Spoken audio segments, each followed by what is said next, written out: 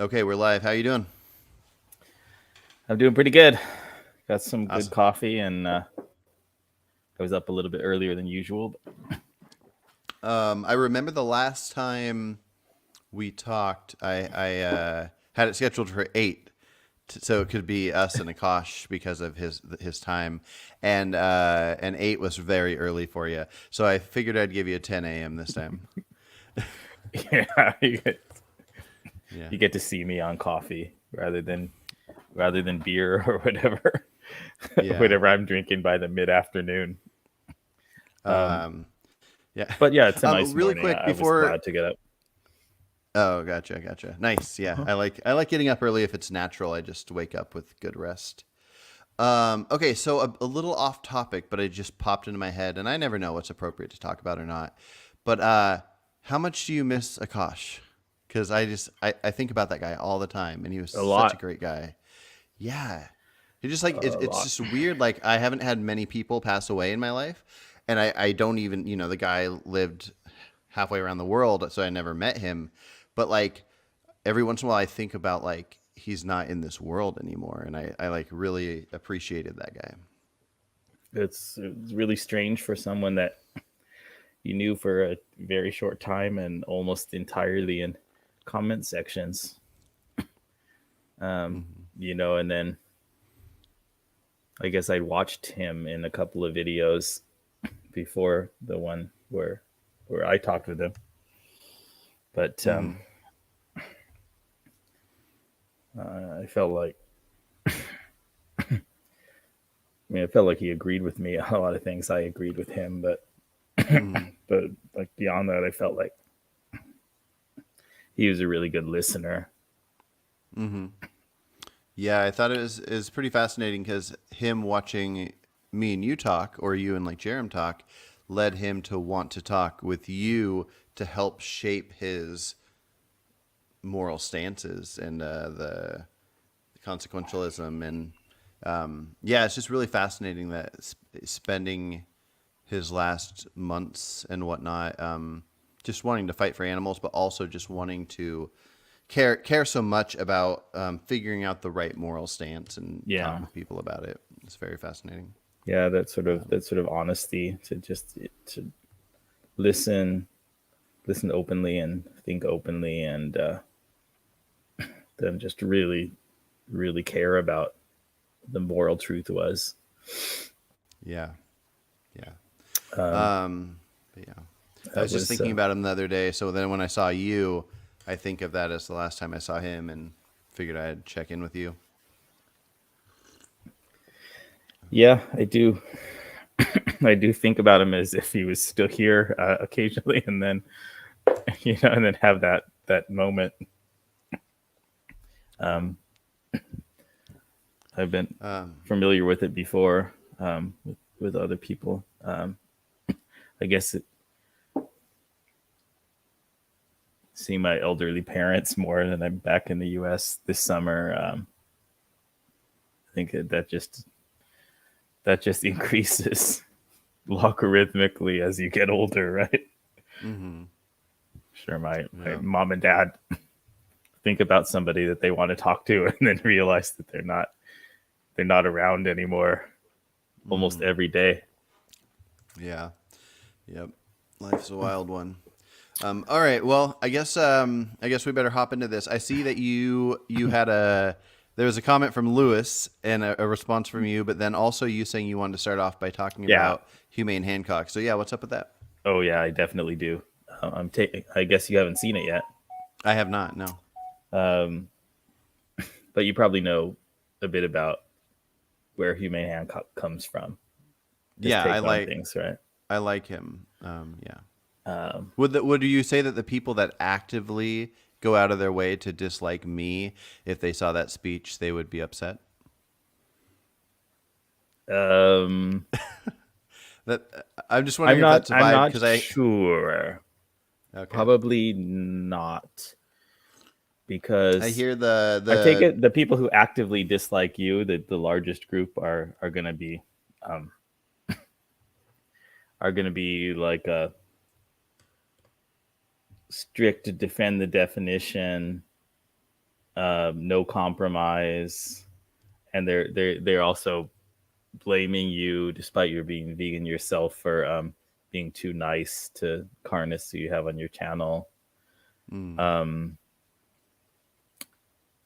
I think that those are probably people who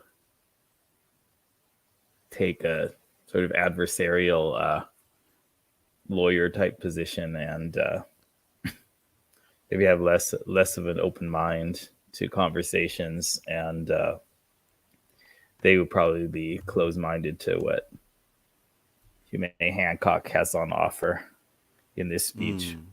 I can't say that for sure. I mean, there's a large diversity of people who hate you, Carson. But It does shock me, that's for sure. but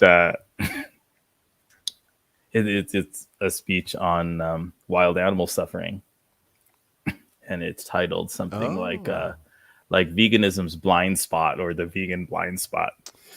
Oof. And this is Jack Hancock's speech at Vegan Campout UK a couple of weeks ago.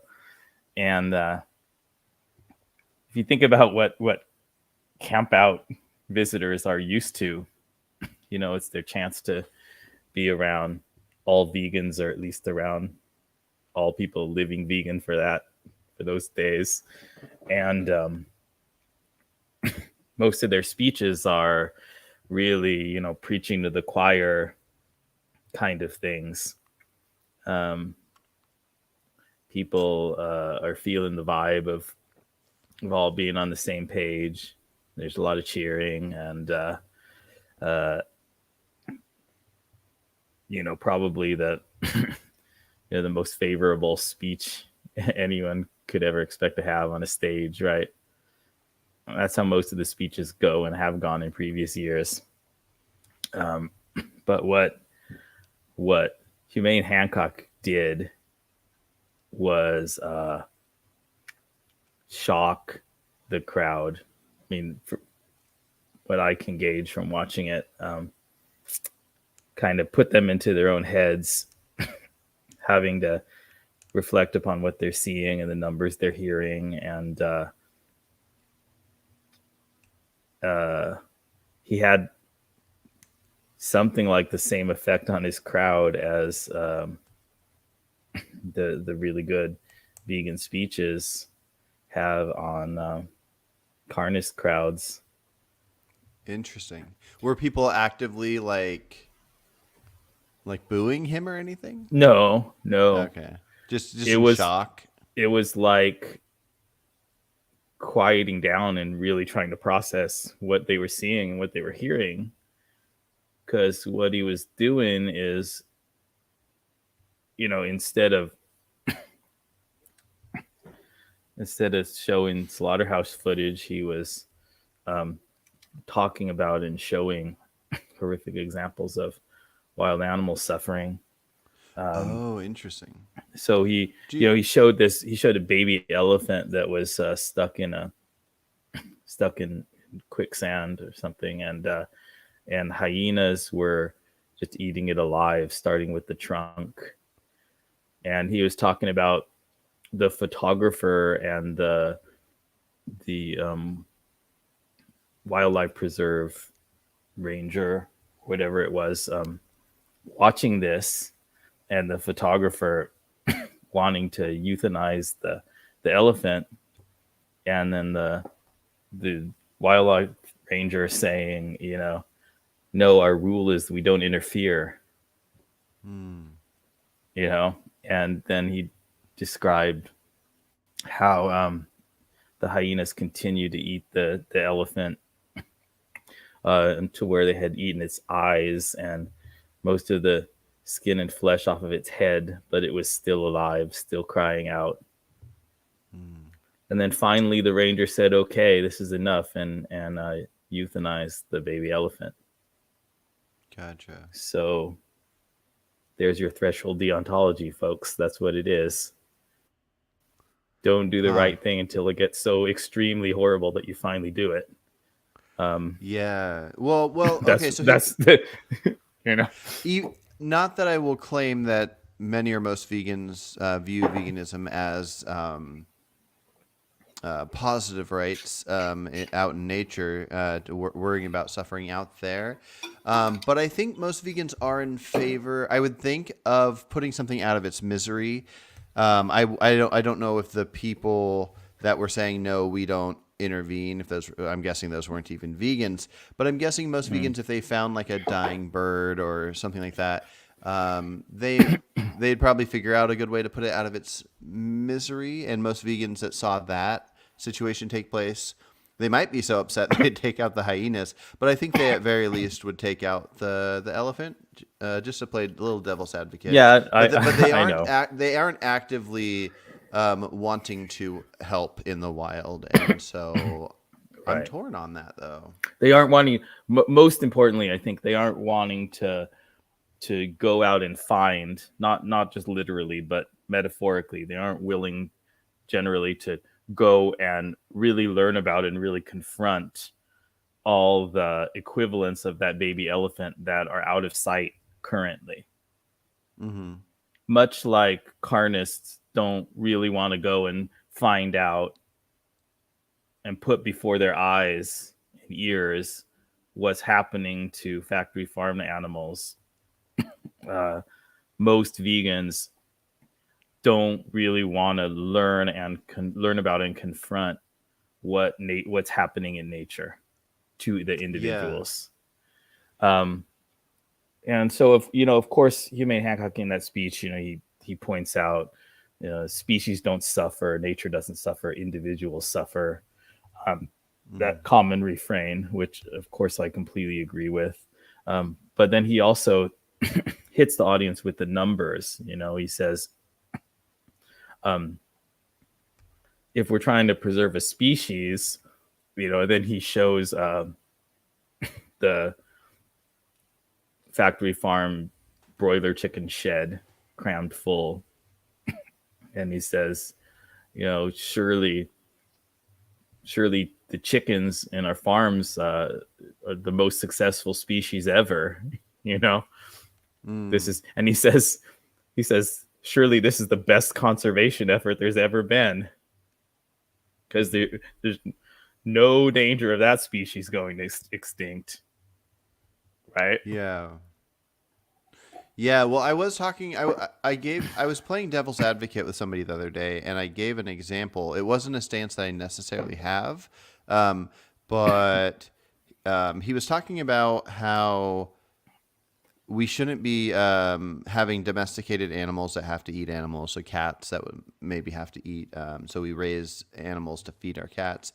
And an example I gave to him was, if you imagine wild cats out in the wild, and then say wild chickens out in the wild, and we know that all animals, 95 more than 95% of them don't make it to adulthood, and so that would be the chickens and the wild cats, and the ones that do make it, that there's plenty are going to die, and there's going to be cats eating chickens, and the chickens are going to be suffering, and they're going to have just like this life of trying to figure out how to survive. Where if we took chickens and had them on a free range farm, getting all the land they possibly want, green grass, sunshine, they're just having the greatest life they could possibly have. And then we have domesticated cats, and then we, as humanely as possible, quickly kill chickens, and they don't feel anything. They just don't exist anymore. And then we feed this healthy, natural food for cats to these cats. There's, in a sense, aside from maybe loss of freedom, very little suffering takes place. And there's death, but death that would be somewhat like what would happen in nature. And anyways, I just like that what you just said kind of reminded me of that. Like, do you think that we should be stewards of the land and try not claim dominion over animals like religious people might claim, and therefore we can like consume them, but with the animals that need to consume them, do you think we should do something like what I just described? I think that would be better than the status quo Okay. by a So, long so mile. what would be better than that? Not that I'm even Well, I mean, claiming I I don't agree with know. that, but I don't. I don't know everything that it's technologically and whatever sociologically, economically possible to do. Um, I come up with ideas on my own, but it's not, being a consequentialist doesn't automatically mean that you know how to come up with all of the best possible arrangements. You know, it requires all kind of expertise, and it probably requires a lot of trial and error. Mm-hmm. But the main thing that I could say ethically is that, um, you know, the thing that makes things better or worse is the consequences on the experiences of sentient beings. And you know, happiness and positive, inherently positive experiences in life are very important, but they're a lot more difficult to quantify. This is what Peter Singer says. A lot of other people say it. The thing that's really the easiest to qualify is suffering. It looms large over the other kinds of experience, Mm-hmm. both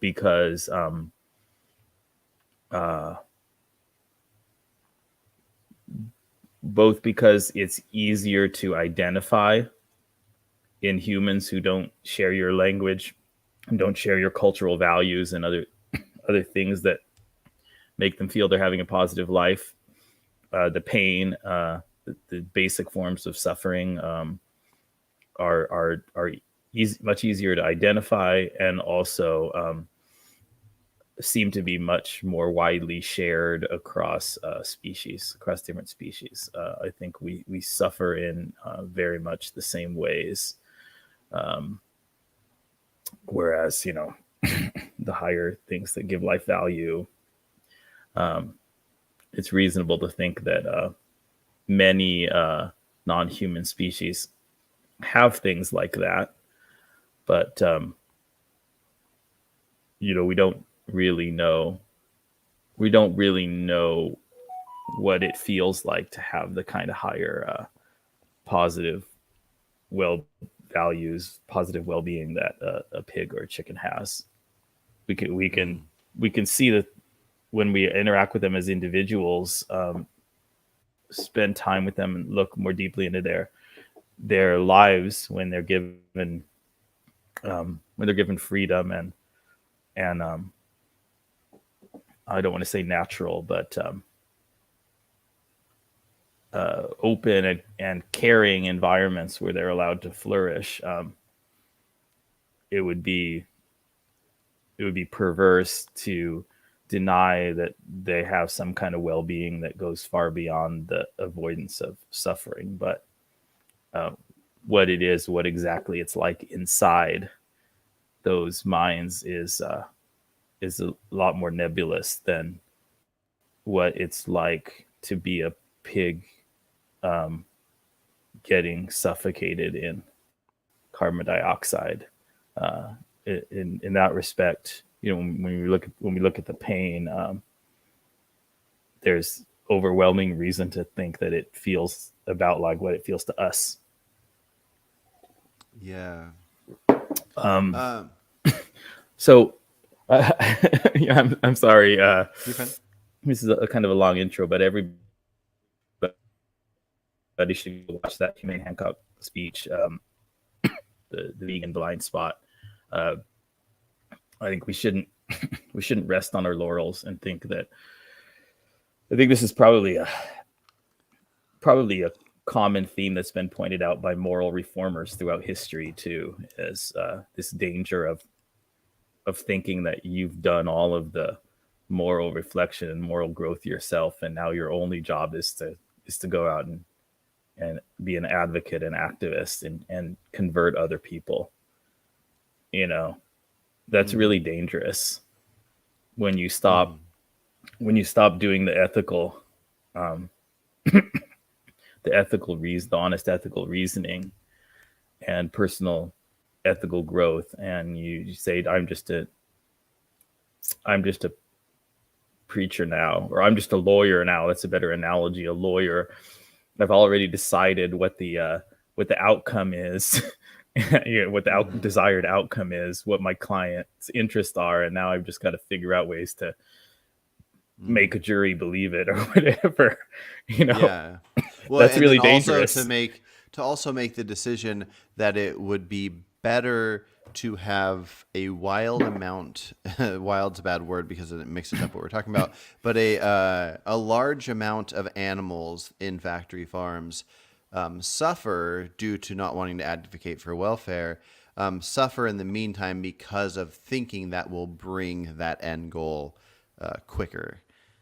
So I think that's part of the negative side of being the lawyer with that end goal and that focus. Yeah, I think that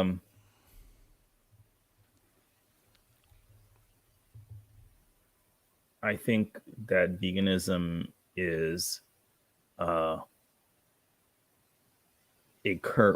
what we normally in the normal discourse, the ordinary language meaning of vegan, right? That most people would understand. It's a stepping stone with many steps beyond it toward a future that uses technology and uses a much more advanced approach to morality and social structure that really takes into account the all aspects of well-being of all sentient beings. It's stopping the use or consumption of animal products created in human industries is one of the things that we can do right now. But it's not the finish line. Yeah. Well, okay. So one of the main reasons I wanted to talk to you was the idea of the negative rights within my paper I wrote on the definition.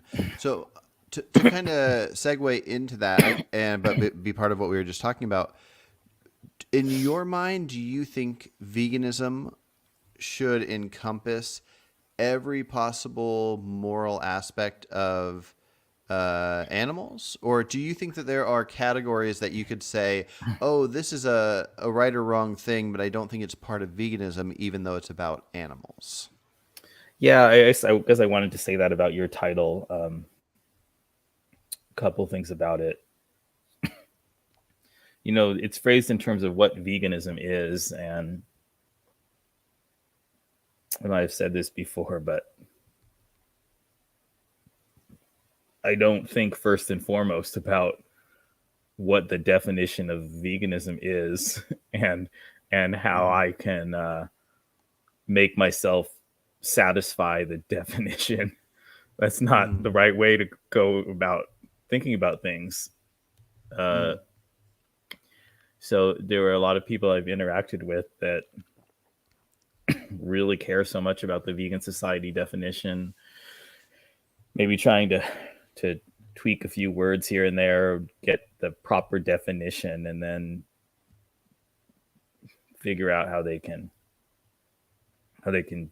be vegan. And what I'm trying to figure out is what's the right thing to do. What are the morally righter things to do? By the sentient beings, with how to do right by sentient beings, and then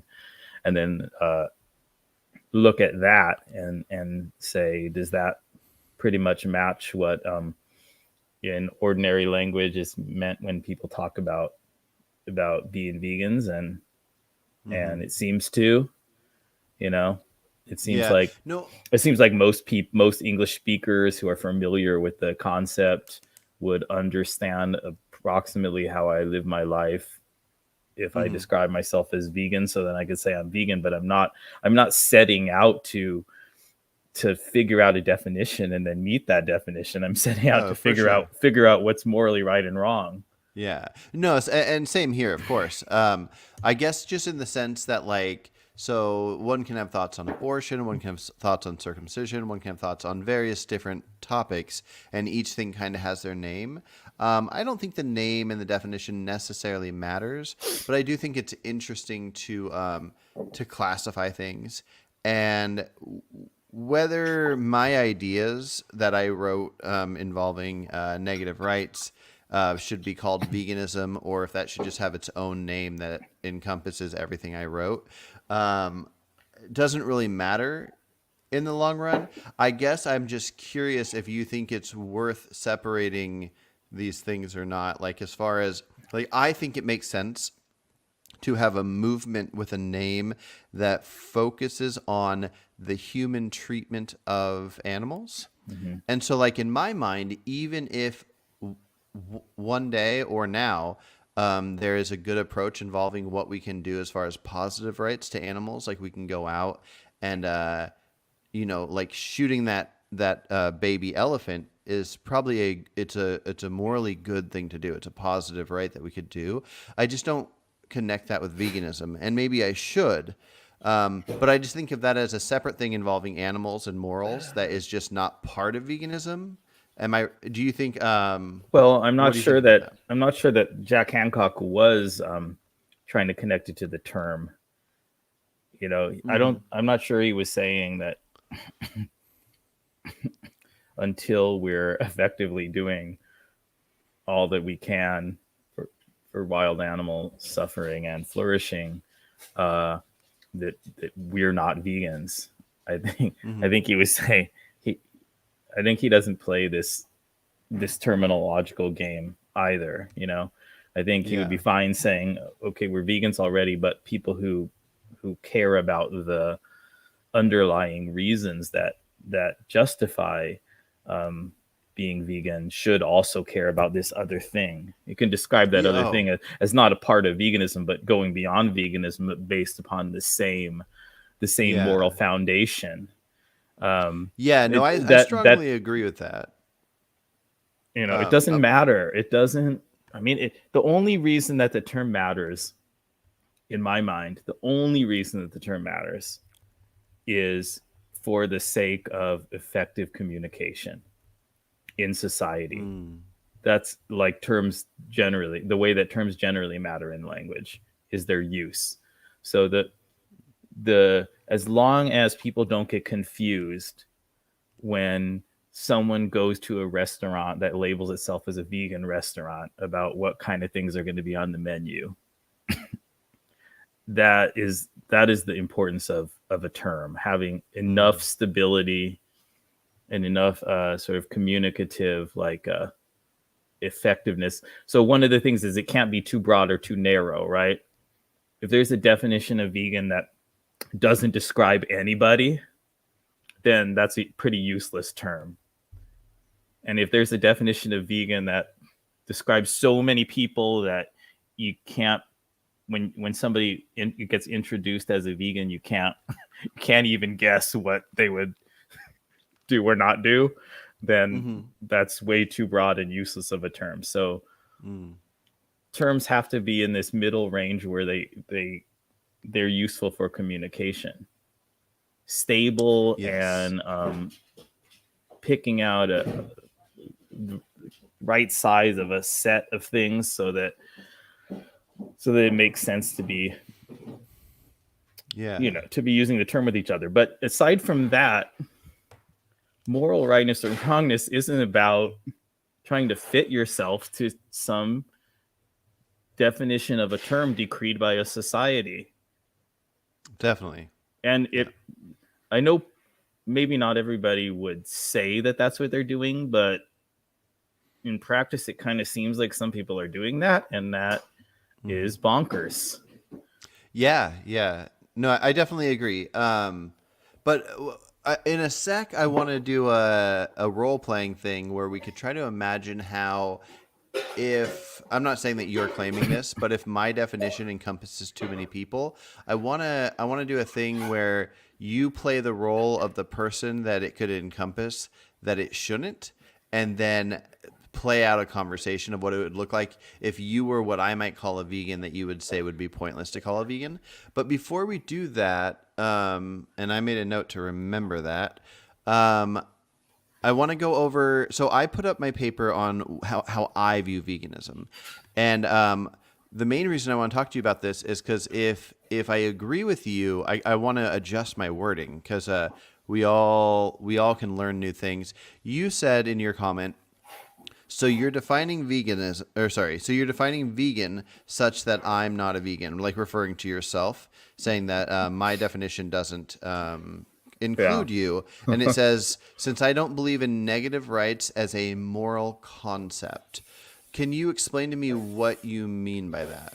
So if I didn't use some word like fundamental or basic or something, then I should have used that qualifier.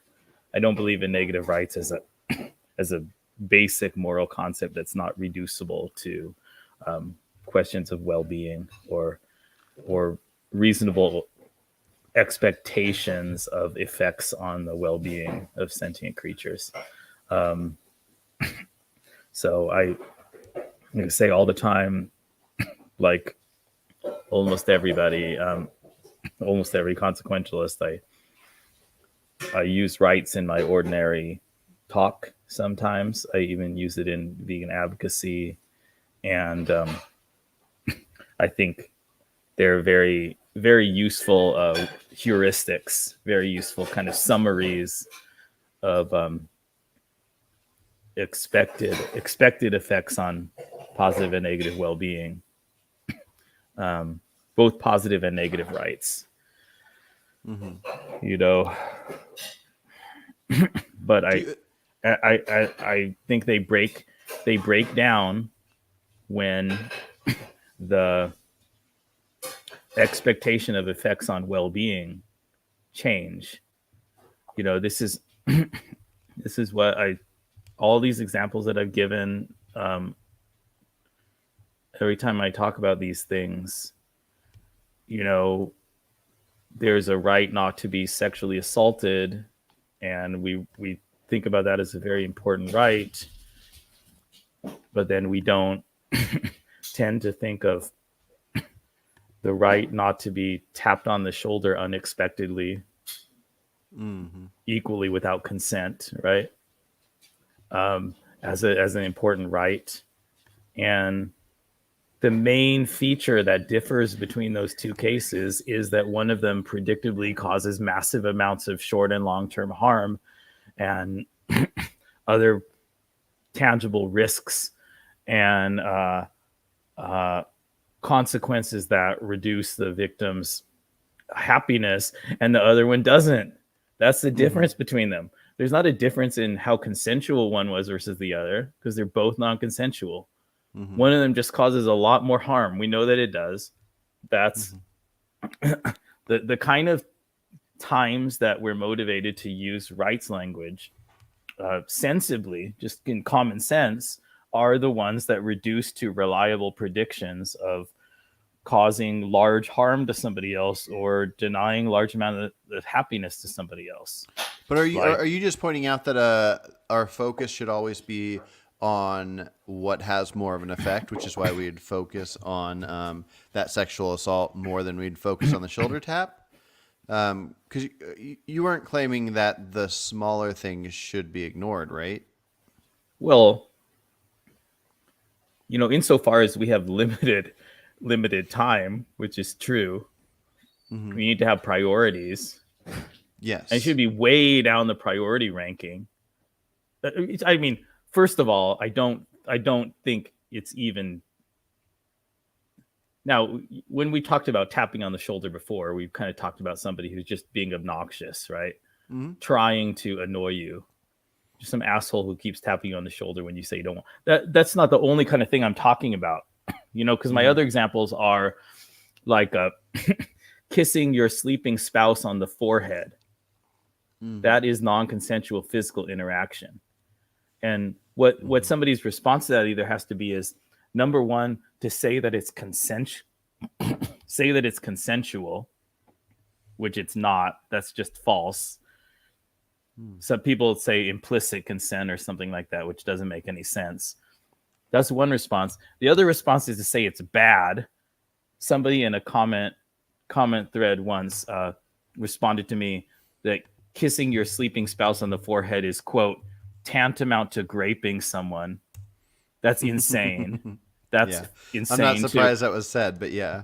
And no, and number 3 is to say, okay, this is non-consensual physical interaction, but it's either morally neutral or probably morally good. And the reason is that the rationally expected consequences are positive. Unless you have some strange reason, some very rare reason to think that they wouldn't be, like your partner has PTSD or something about similar things. Yeah. Well, okay. Let me break down a couple things. So I'm trying to figure out. I think I agree with you that it wouldn't be implied consent unless the implied is referring to what the person likely wants based on past interactions or something like that. So I don't think it necessarily fits that category, but I do think it fits the category. I guess I break things down, and this might just be a way that I try to cheat the system to make negative rights work for what I want it to, is I view negative rights as something that is known. Like, it is known that this thing is not wanted. Now, you can probably tear that apart pretty quickly, and I guess I'm looking forward to it. But you should never push a person, but a person that's about to get hit by a car, you push them out of the way. You don't know that they didn't want you to push them out of the way, but if they say, I want to get hit by this car, don't push me out of the way, then maybe you are violating their negative rights by pushing them out of the way, although you're also defending the rights of the person in the car who doesn't want a body to plow into their car for the person. I mean, now there's kind of 2 strands I want to go. I guess I'll say the other thing really fast and try to get back to the point about the car, but because that's really more interesting. But I wanted to say what I was starting to say about the rankings is, about the very serious violations, and then the violations like the unwanted tap on the shoulder, is in the priority ranking. I don't see any reason to think that all of the things that are going to count as negative rights violations are going to go to the top of the queue, and then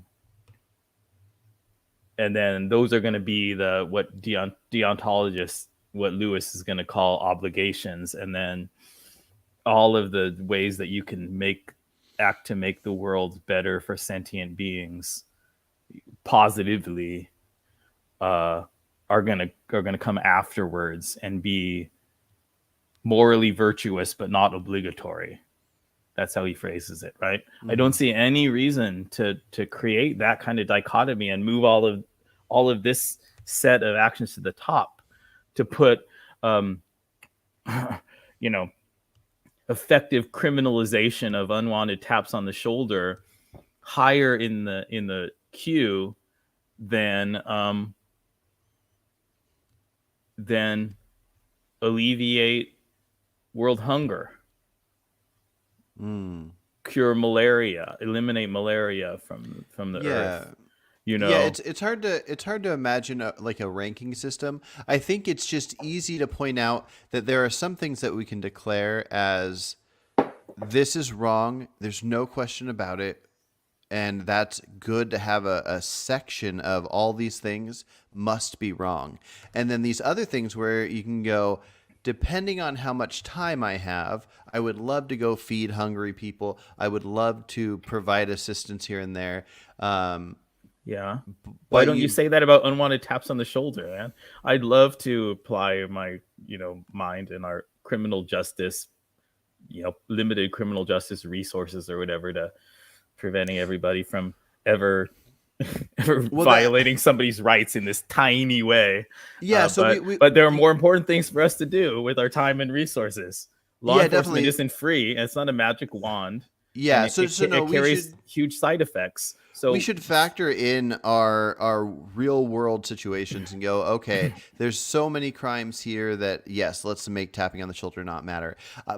I guess what I like to do when I philosophize these things is that I like to figure out if something is right or wrong or could be right or wrong is I like to take a topic and imagine we had the most perfect scenario. And then also do the opposite. Imagine we had the worst case scenario. So with something like abortion, I like to imagine, okay, to weed out how we really feel, let's imagine a world where we have all the land in the world, we have all the food in the world, all the resources, all the money, everything possible. And then also we have a line of 1 million people that can't have babies that want babies. And we have the most perfect scenario for do we want, take out all the bad downsides. And then we go, And pregnancy doesn't have any significant physical effects on we could even do that too. We could say, on a okay, so woman's now body. imagine all babies are grown in labs. And, okay. And so we have this scenario. We could say, if these people, we deem them as good parents that would be able to raise this baby and this baby's growing in a lab, are there any reasons to say that we should terminate this baby at any stage in time? And then people can work out different things. And I do this thought experiment with people, and some, very few, but some are honest, and they'll give their answers that are different. And so in this thought experiment, we also live in a vegan world where the what's called the misanthropic arguments of antinatalists don't apply. The ones that kind of invert all of the thought experiments, the one where it's better to not have one extra human because that human is going to cause vastly more suffering to non-human animals if they're a typical member of so we can add any carnist possible society. Yeah, we can add any possible thing that could make it to where you would say, in this case, it would be wrong to terminate this growing child. And then that would at least show you the possibility of it being wrong. Similarly, if you did the same thought experiment with like a rock, where you say, if I pick up this rock and move it 5 inches over and set it down, what can we do in this possible world to make it moral or immoral? And if the only times that you can think of it as immoral is when there's a sentient tiny human, tinier than the rock, in this spot where you're going to drop it, you don't drop it on that thing. And if every case you come up with, then you could flat out say the only time it's wrong to move a rock 5 inches are when this outcome happens. And then every other case, it's fine. And so it's a way to find out how moral or immoral could something be. And I do the same thing on the opposite end with abortion, where I say, okay, now let's say you're in an area where there's no food, resources are so scarce, there's so many people, and this mother has like 5 children ranging from like 6 months old to 5 years old, and she wants to, as quick as possibly, execute a couple of her children because they're going to starve to death and she can't raise them. I like to hope that even the most pro-life of pro-life people would say, yes, the moral thing is to suffocate these children and end their lives as quick as possible.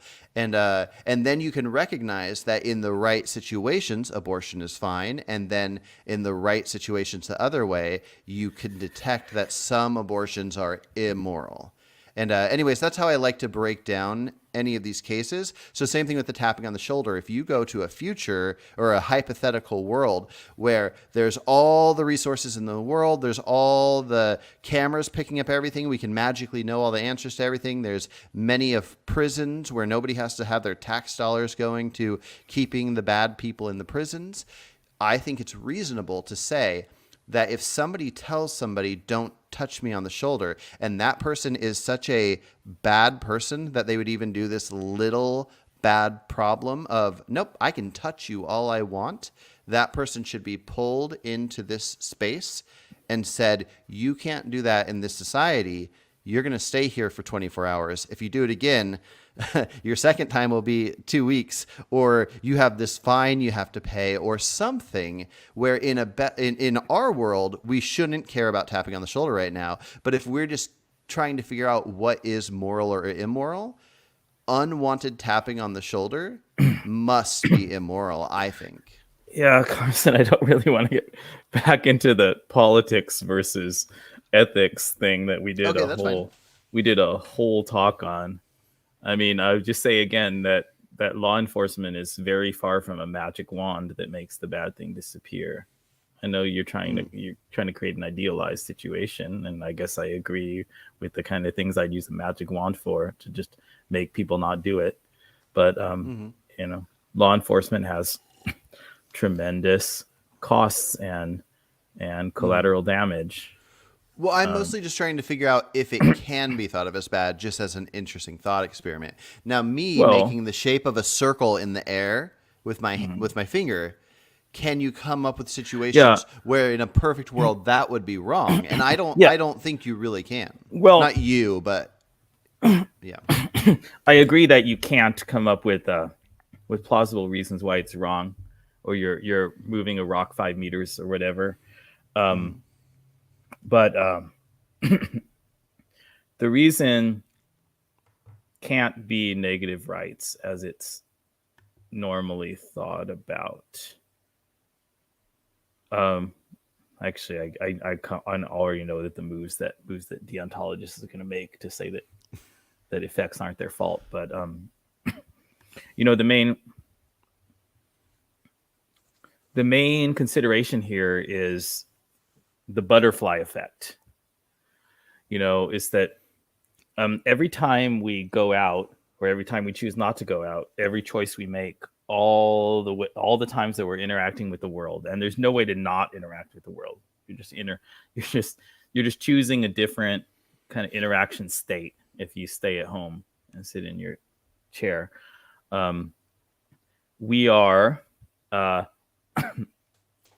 causing a large number of people to today or eventually get into serious car accidents, die, or be seriously injured. Also saving a large number of people from getting into serious car accidents. Also changing what moment people have sex, which sperm reaches which egg, thereby causing a whole lot of people to be born who wouldn't have been born, and preventing a whole lot of other people from being born. We are altering the fabric of the universe in all kind of unpredictable ways. The specifics are unpredictable every time we do anything. And what makes it okay for me to go out and buy a nice little gift for my friend's birthday is that the people who I'm causing to get into car accidents and the people who I'm preventing from getting into car accidents have as far as I can tell, have an equal expectation. Right? The ability to predict, am I going to save more people or kill more people? You know, how valuable are those people, and all this different stuff. My expectation is that that's going to balance out. I don't have any reason to think it's going to be more one way or the other. Yeah, a mixture of that, and you can't do anything about it, in a sense. Well, and I can't specifically choose or intend for it to be one person or the other, right? But yeah, I know that your actions aren't directly effective. They're linked to a future effect. Well, that's what the deontologist move is right? It's going to say, well, I'm not directly intending. There's not a direct causality there, but there's a known causality. I know that I'm going to have huge positive effects on some sentient beings and huge negative effects on other sentient beings. And then in addition, I'm going to have this little positive effect that gets added to it. I just can't imagine it meaning getting my anything friend a gift, right? Yeah. And so if I run into a person, sorry, just real quick, if I run into a person on the street and I'm just like, hey, how's your day going? Like, such a good day. I just hope you have a great day today. And me doing that, it just so happens in our universe that if I wouldn't have stopped them to say have a good day, they would have been perfectly fine. But the timing made it so when they cross the crosswalk, some drunk driver hits them. Yeah. So the drunk driver is this person that's at fault, and me doing this thing that I viewed as good led the timing to be off. I haven't been convinced that it's worth breaking down if it matters if timing and accidental things like that matter in any way, but maybe the reasoning for it not mattering is how you're describing, that So we all know that the effects could balance out. I think we all are going to agree with the intuition that there was nothing wrong with that person that stopped to say hello to his friend, right? Mm-hmm. I think that moral intuition about that specific situation is not going to distinguish consequentialists from deontologists. What I'm going to argue is that the very straightforward explanation of what's not wrong with that is that the person who stopped to say hello to their friend had no reason to know that their action was going to bring about that negative consequence. Yes. It wasn't reasonably foreseeable. So in their rational calculation of the consequences, they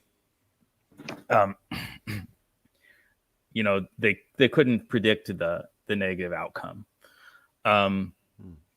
Whereas what the deontologist is going to say, if it's not going to be about rationally foreseeable consequences of your action, the deontologist has to say it's like the lack of intent, or it's the kind of lack of direct connection or something like that. And that just seems much more wordy and convoluted and unnecessary when there's a straightforward accounting of the facts in terms of what the rational expectation of the agent was. Could you give me a minute? Sorry. Yeah, gonna go use the restroom real quick. Yeah, you're good. Thanks. Yeah. All right.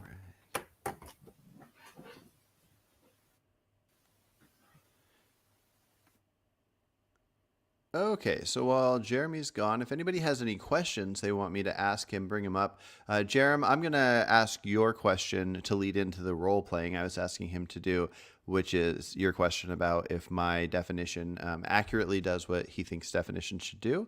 My prediction is that he's going to say no, and it's going to be because my definition covers too many people, so it doesn't really tell people who vegans are. And I think doing a role-playing thing, this might work out to show why I think the definition will be fine, and it won't be a case where somebody that thinks like dogs should be taken care of, but they don't care about farm animals, like that person being called a vegan. I don't think it would play out like that, and I don't think it can within my definition. And so hopefully we go over some of those elements. Rich, it's good to see you here. Elbow, yeah, Elbow, I see. I've seen you as a new subscriber, and yeah, I'm curious to see more comments in here to see what you're all about. And then how to pronounce? Let's see, Jovek. I don't know if I remember that correctly, but yeah, it's good to see you in here. Okay, and then. Yeah, I think I'm gonna hop off the topic that we're currently talking about, because I think it's an interesting one. I just don't think if anybody is doing any action that, like, I think you can do an action that can lead to a bad thing you didn't intend, that because of the likelihood of the action having a bad outcome, it should be thought of as wrong to do, or maybe even illegal to do. Like you can just be shooting a gun in the woods and you didn't think there was another person there, but because bullets travel so far, this bad action could happen. But the fact that somebody like hitting their brakes at a certain point will make another car on the phone with somebody like distracted, and therefore the butterfly effect thing, I just don't think I think it's fascinating, but not a reason to view morals, I guess, or what we should or shouldn't do. Okay, Jeremy, you are back. Hey, so I want to jump, unless you had something else you wanted to finish up with what you were saying, I want to jump into the role-playing thing. And I want to start that off by reading Jerem's comment here. Jerem said, so Jeremy, do you think Carson's definition accurately does what you think definitions should do? And that was based on what you said earlier about... yeah, facilitate ease of communication. No, I don't think so. Perfect. This is where the role play comes in. So imagine somebody that would line up with my definition of veganism that you think shouldn't, because that makes the definition not do what it does. And let's have that Well, conversation. I think it mostly probably does the opposite. Is it over Oh. defines veganism? It it it it characterizes far too narrow a slice of Oh. humanity. I thought you would have gone the other way around. Okay, so usually when people say that my definition encompasses too many people, it's because the basic part of my definition is veganism is a philosophy that seeks to extend moral consideration to non-human animals based on sentience. And so a lot of Oh, people that's have right. the You do have the philosophical commitment part of it that doesn't require current like personal action in keeping with the philosophy, right? yeah. Um, So underneath that part, I do say okay, so that as an actionable practice, veganism is a way of living that seeks to align one's actions with this moral consideration. I mean, part of it is I don't understand in the original vegan society definition and yours. I really don't understand what this word "seeks" is supposed to mean. It Um, seems it seems highly ambiguous um, between thinks is morally better mhm. and then does. Yeah. So in my mind, it would And be something like this, like as I've said before, I value my own survival and health over animals, and same with my family. So the reason seeks is in there would be pointing out that I'm going to do everything I can to. I seek to do this, and okay, unless the things I value more get in the way, I will do this. So if I'm stuck on an island with chickens and I need to feed my family, I'm going to kill the yeah, chickens. I'm going to kill the okay. humans. And so that's why the seeks is there. So yeah, ceteris paribus thinks would be morally better.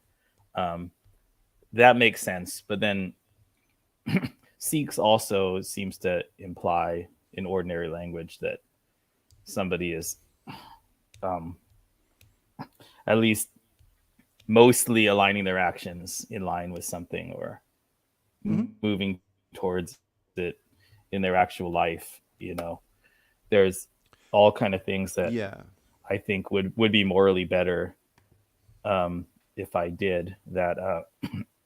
I'm not really significantly acting to do, mostly involving positive charities, things such as I'm not earning to give, although I do.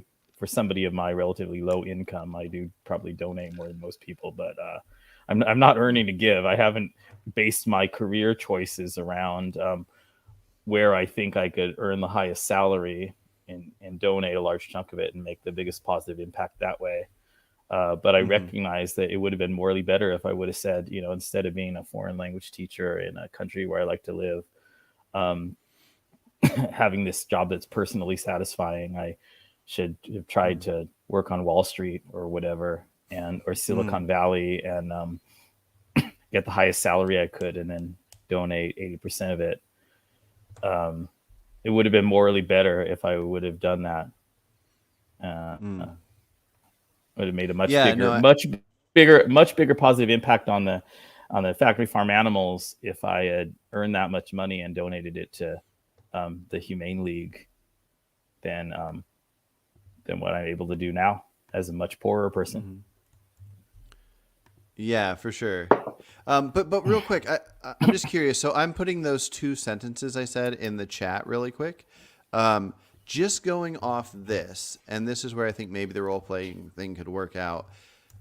Can you imagine a person that would look at this and call themselves, according to these two sentences, they would call themselves vegan, where it would be problematic because it would mess with how you think the definition should be easy to use? Um, yeah, I mean, I think our natural language mostly already has the version that's easy to use. Mm-hmm. I mean, No, I know. at least in cities, in the developed world, in kind of places where people are used to encountering vegans and also hearing the arguments. I agree that one's easy to use. I'm just curious I mean, about I an know there are element people of who why. think, there are people who think that eating fish is vegan or something like that, which is crazy. But So that's what I'm curious though. Like, so what element of mine would be problematic? Like, so, like if you want to do this, can you pretend that you're a person that would call yourself vegan according to my definition, but then well, point out that the wrong elements? somebody who has so many dietary restrictions that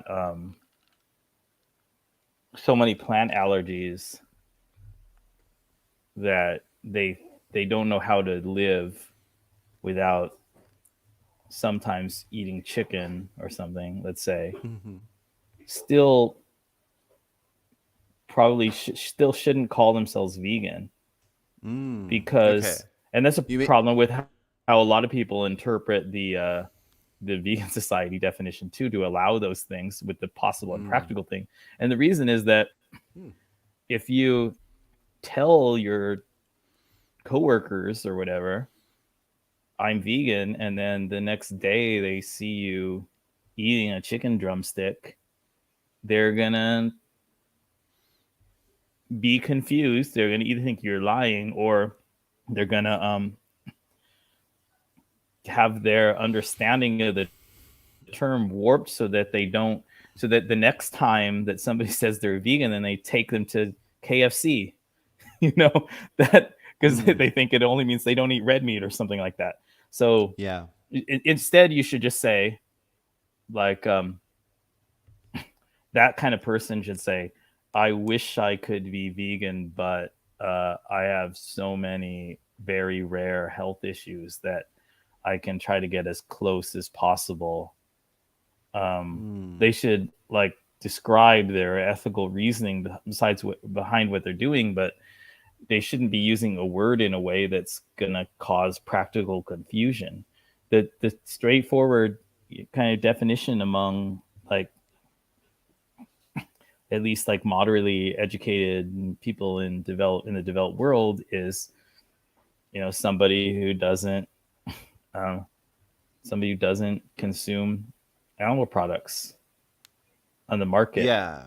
for ethical reason. Well, I don't even know if you have to say for ethical reasons. It makes more sense to have vegan encompass somebody who doesn't use any animal products for environmental reasons or something too, and then have the modifier and say I'm an ethical vegan or I'm an environmental vegan. I don't understand the communicative function of people who say the only vegans are ethical vegans. It seems Yeah. much more in line with natural language use and effective communication to I think have that vegan and then put the qualifier ethical on yeah. there to explain why you came about this lifestyle. I agree with you. I just think that when discussing it as a philosophy, I think it almost must contain the moral aspect. So if somebody's a vegan on accident because they just happen to not want to eat meat, dairy, or eggs, and they happen to have no interest in leather or fur, but it's not because they're even thinking of it as animals, it's just the things they happen to purchase aren't. I could see... I think it's silly that vegans go out of their way to say those people aren't vegans, blah blah blah. But the idea of saying this person is part of this moral philosophy, they just happen to not be. But I don't think anybody needs to go out of their way to say anything about it. I guess there is some implication that you think there's something wrong for some reason, even if it's like Dr. Greger or whatever, who seems kind of morally motivated, not just personally,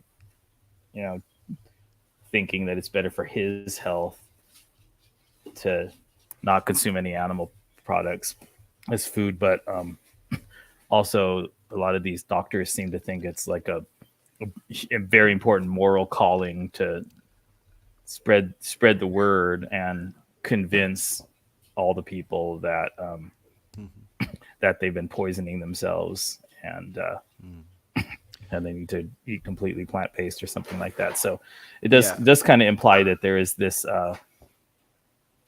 that there is this some kind of moral reason, some kind of force to advocate a certain way of living. But again, it's, what I think is morally right is to put the well-being of the non-human animals first, not because of some kind of rule, some kind of deontological rule that says I got to rank negative rights above everything else, but just because of the size and scope of the negative well-being, which is a nice way of saying horrific, unimaginable torture in the factory farms, is greater than everything that happens to humans. It's greater than all the human well-being issues put together by a lot. And that's why it comes first, because it's bigger.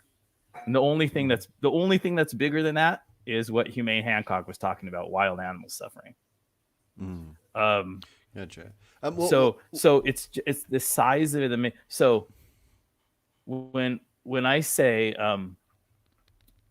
that I think I distracted you. The reason that I'm vegan for the animals primarily is not it's not because I think that's what the proper definition of the word is. Right?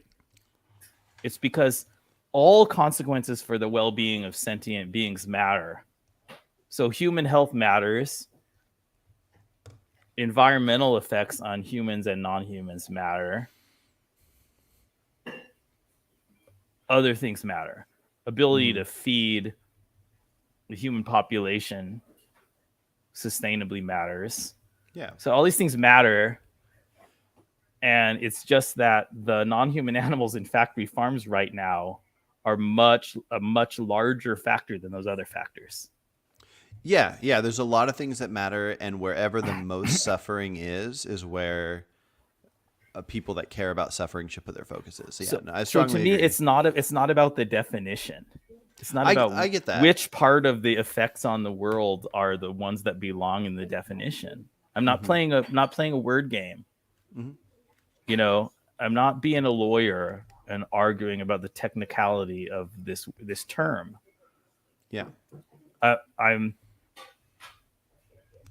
just acknowledging which factor is by far the largest factor. That's what it means to me to be vegan for the animals. But then how am I going to use the term? Philosophically, I don't principally care about the term. But in daily life, in the world, I'm going to keep using vegan to mean somebody that doesn't purchase and consume and financially support any animal-derived product, because that's how people already use it, and it facilitates efficient communication. Yeah, no, I get you. Well, and just to play a little game to see how we think it would look, I think it makes sense, because I think words have to help us through things, that it makes sense that if you go to a restaurant, the vegan menu is stuff that does not have animal products. And just because some people will eat bivalves that are vegans, it doesn't mean that we should adjust that to the menu where like a vegan menu is also might have bivalves in there, because it's just easier not to. And then you could separately add them. You could say, oh, can I see the vegan menu? And also, can I add clams to something? But what if 50% of the animals were not sentient? And therefore, let's imagine most people let's imagine most vegans would say, okay, we care about the sentient animals. And so 50% of them we don't care about. So when we eat food, we only don't eat and put in demand the ones that suffer.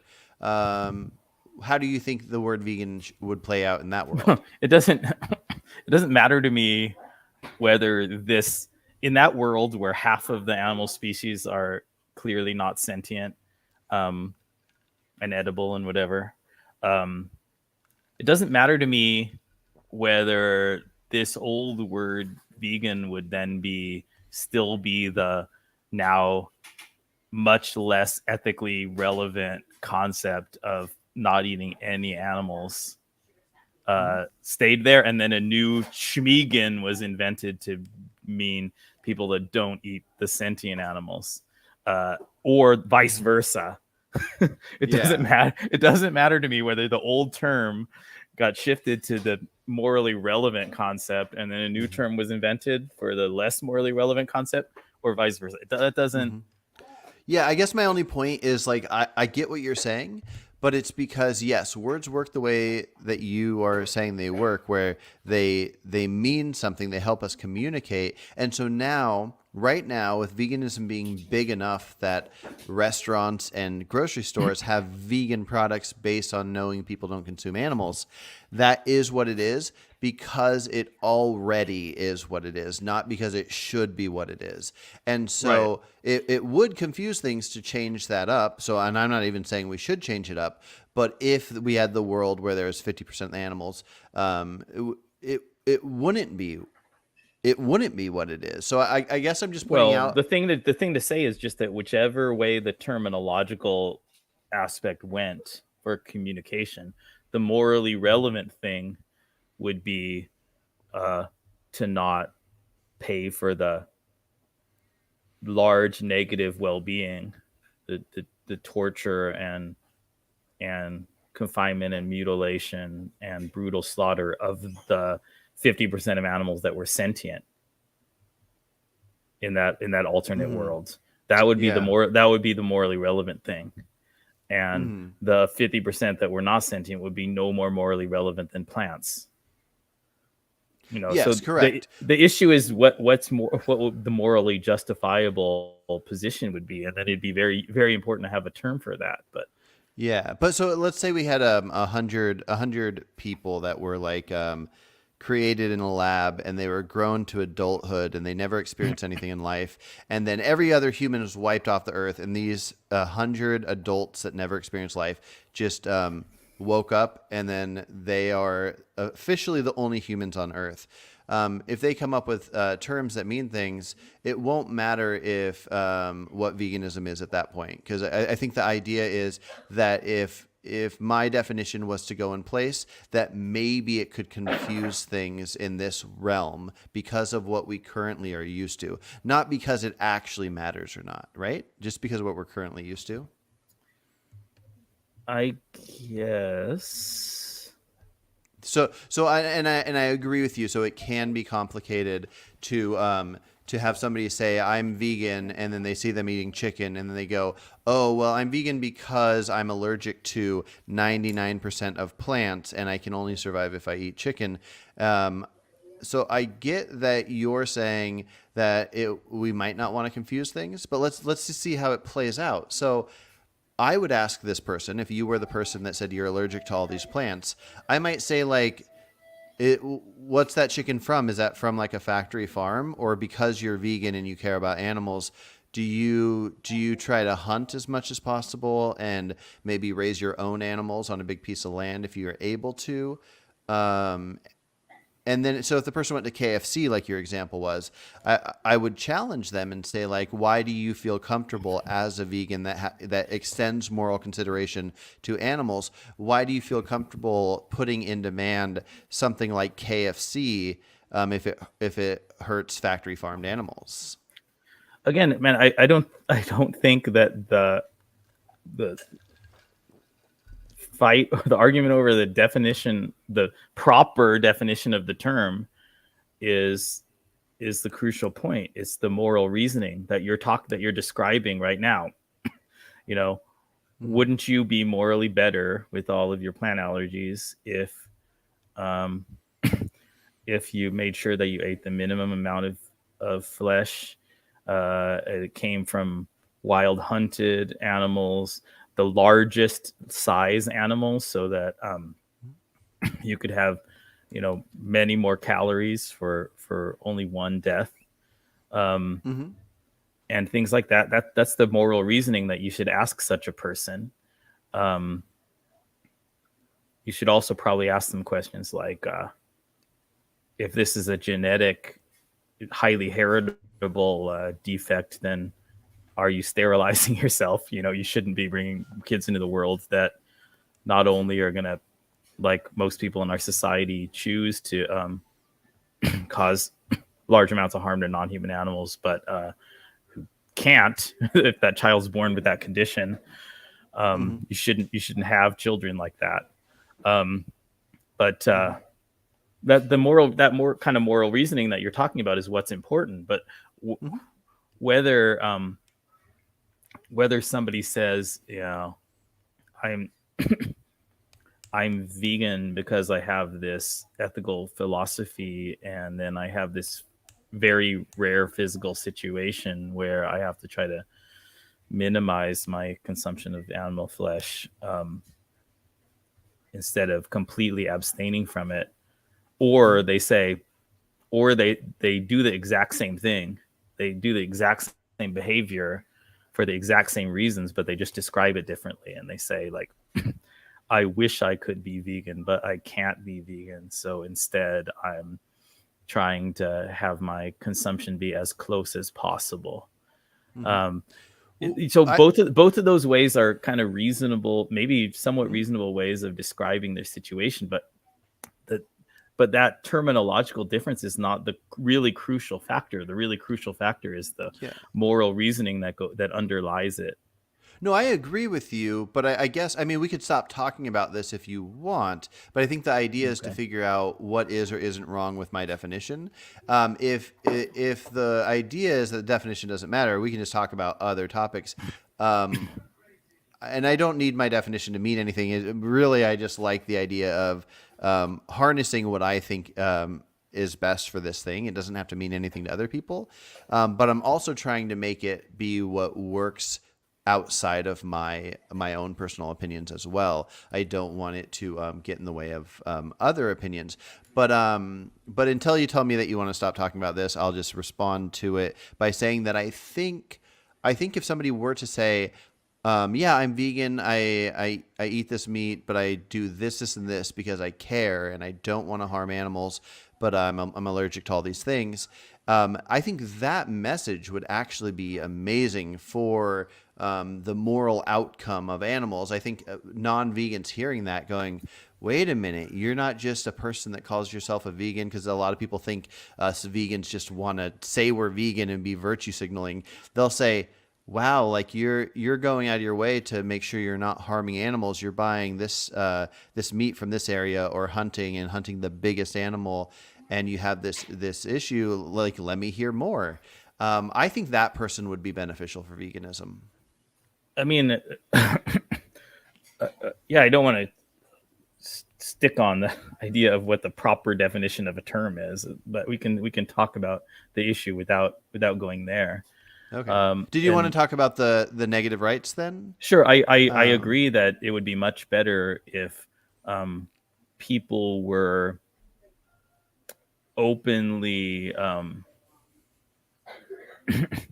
doing a lot to act more in line with their stated moral principles.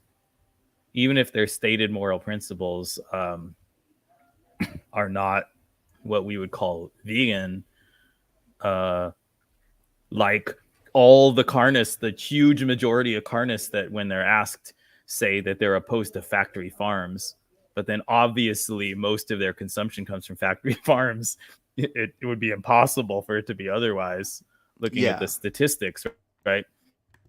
If those people, all those people who stated that they were morally opposed to factory farms, actually researched everything that they purchased and made sure that it was never from what even they themselves would describe as a factory farm, if they lived in accordance with their stated moral principle, the world would be vastly, vastly better and vastly different. Yeah. But the main thing that would happen is the price of all of those animal products would skyrocket, because the whole reason that there are factory farms in the first place is it's the only way to make those things affordable to any but very rich people. So if people actually did that, the prices would skyrocket, and then people would just out of their own self-interest have to eat almost entirely plant products, right? Yeah. Or some of them might go hunting or something. Not that that's sustainable or anything. Well, what would happen then is that the price of the hunted flesh would be very high, and the people who have hunting licenses and the ability to hunt and whatever, like, they wouldn't be eating most of that. They wouldn't be eating that deer. They would be selling it for a very high price and living in mansions. Yeah. That's where hunting would go if there weren't factory farms. It would be a very, very, very rare and expensive commodity.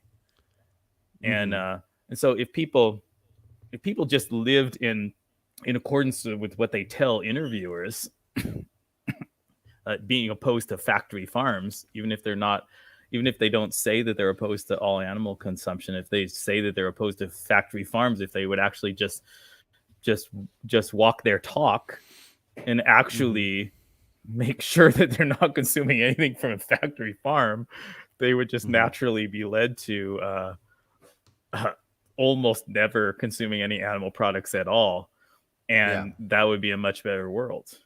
So and that's what you're want. saying. If people would just do what they say, that would be that's why I think we vegans of the solution. Right? Yeah, do what you already say. That's why I think we vegans, when we talk to people on the street, like when Earthling Eds talks to people, if we could just get these people that say they won't go vegan to just do what they say, with like to get as many people as possible to start not eating factory farm stuff and only eating the free range whatever stuff. I just think that would lead to a bigger impact, like the one you just described. Yeah, maybe there should be more focus on that. I'm not really sure though. I mean, I have my ethical views, which lead me to conclusions that the animal holocaust is the biggest problem in the world by orders of magnitude, other than probably wild animal suffering. It dwarfs all the human issues put together. But in terms of the practical solution, what's going to get things changed, I think we got to realize that most of us, myself included, maybe there are some exceptions, but most of us don't have the ability to really start with ethical principles and then reason our way to the best behaviors and then follow through on those behaviors. We're creatures of habit, and a lot of what we do is we form the habits and then we rationalize the habits. I think we eventually talk our way into being more moral. I think it almost becomes conversations before it becomes actions. Yeah, psychologists talk about this a lot. Like our moral reasoning is less like a board of directors of our mind and more like a PR spokesperson. So whatever is going on in our brains, the habits and the self-interest, and then also the emotions, the empathy, whatever, they're all in this gigantic stew that it's a lot of it is not even subject to conscious awareness, right? All this subconscious stuff that's going on produces our habits and behaviors, and sometimes something changes those habits and behaviors. And then when we have a moral conversation, we're doing the PR, we're telling others a story to promote ourselves, but we're not.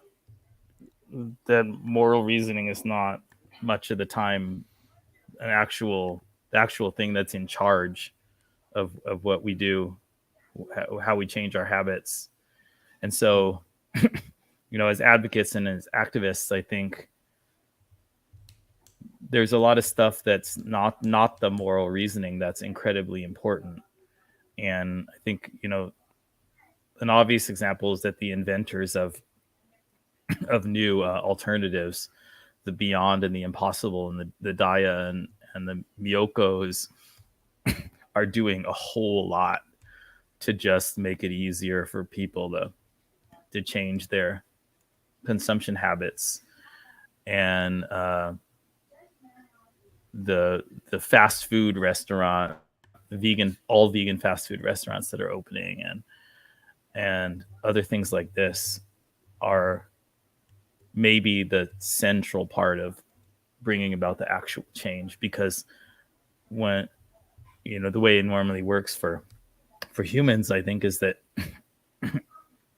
you just have whatever subconscious reason to just try out a new habit, and then when you realize that you can do it, after you already realize that you can live a great life and eat delicious food without any animal products, then you become open to the moral reasoning that justifies it. It's sad that we're that way, but we're not Vulcans. And until we have whatever combination of genetic engineering and whatever kind of amazing meditation type religion that the Vulcans do, we're going to keep forming our habits in these ways that are not rationally justified, and then creating the rational justification as an after effect. Sad but true. It doesn't make me give up on moral reasoning, but it in terms of actually changing people, it's not. I don't think explicit moral reasoning is impotent. Far from it. I think once you get on the page of changing some of your habits for explicitly moral reasons, it's like a skill. It's like a muscle. Yeah, it's a muscle. That's a good analogy. It's a muscle that you train. When you train the muscle of noticing that some things in your life are making the world much worse, and deciding that you ought to change a habit, and then actually changing the habit, it gets easier to do it the next time.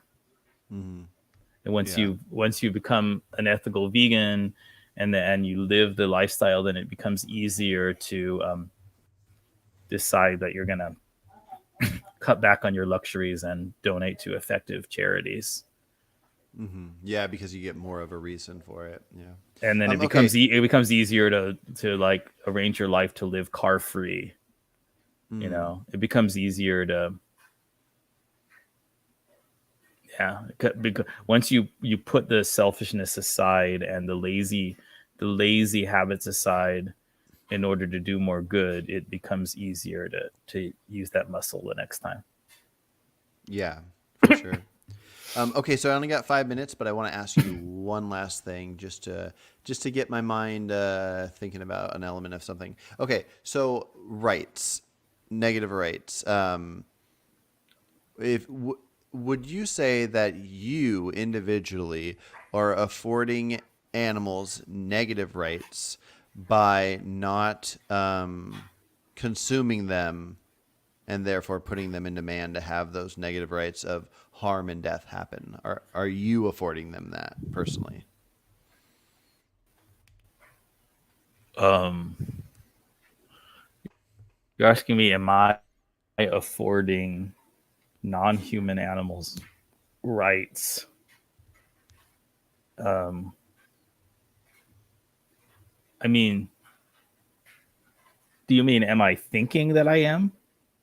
No, just are Most you of the time? like if I was at the store and I could buy a pack of beef and go home and eat it, and I'm putting this in demand.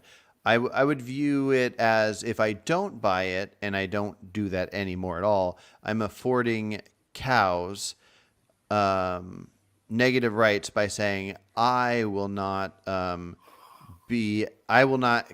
an act that brings you harm or death. I mean, so the main things that are on my mind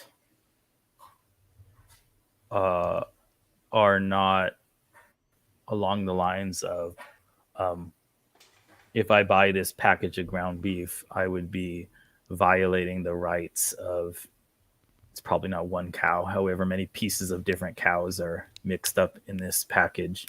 That's not the kind of thing that's on my mind. Probably the secondary thing that would be on my mind is, by not buying this, I'm incrementally decreasing the suffering and harm and aspects of negative well-being of cows, a small percentage of a cow, because cows are so big, by not buying this one package of ground beef. That's probably the secondary thing. Probably the primary thing is, I'm trying to send a social message to radically change the world. I'm trying to change my fellow humans through the influence of my own behavior to reduce the suffering and harm of huge numbers of cows.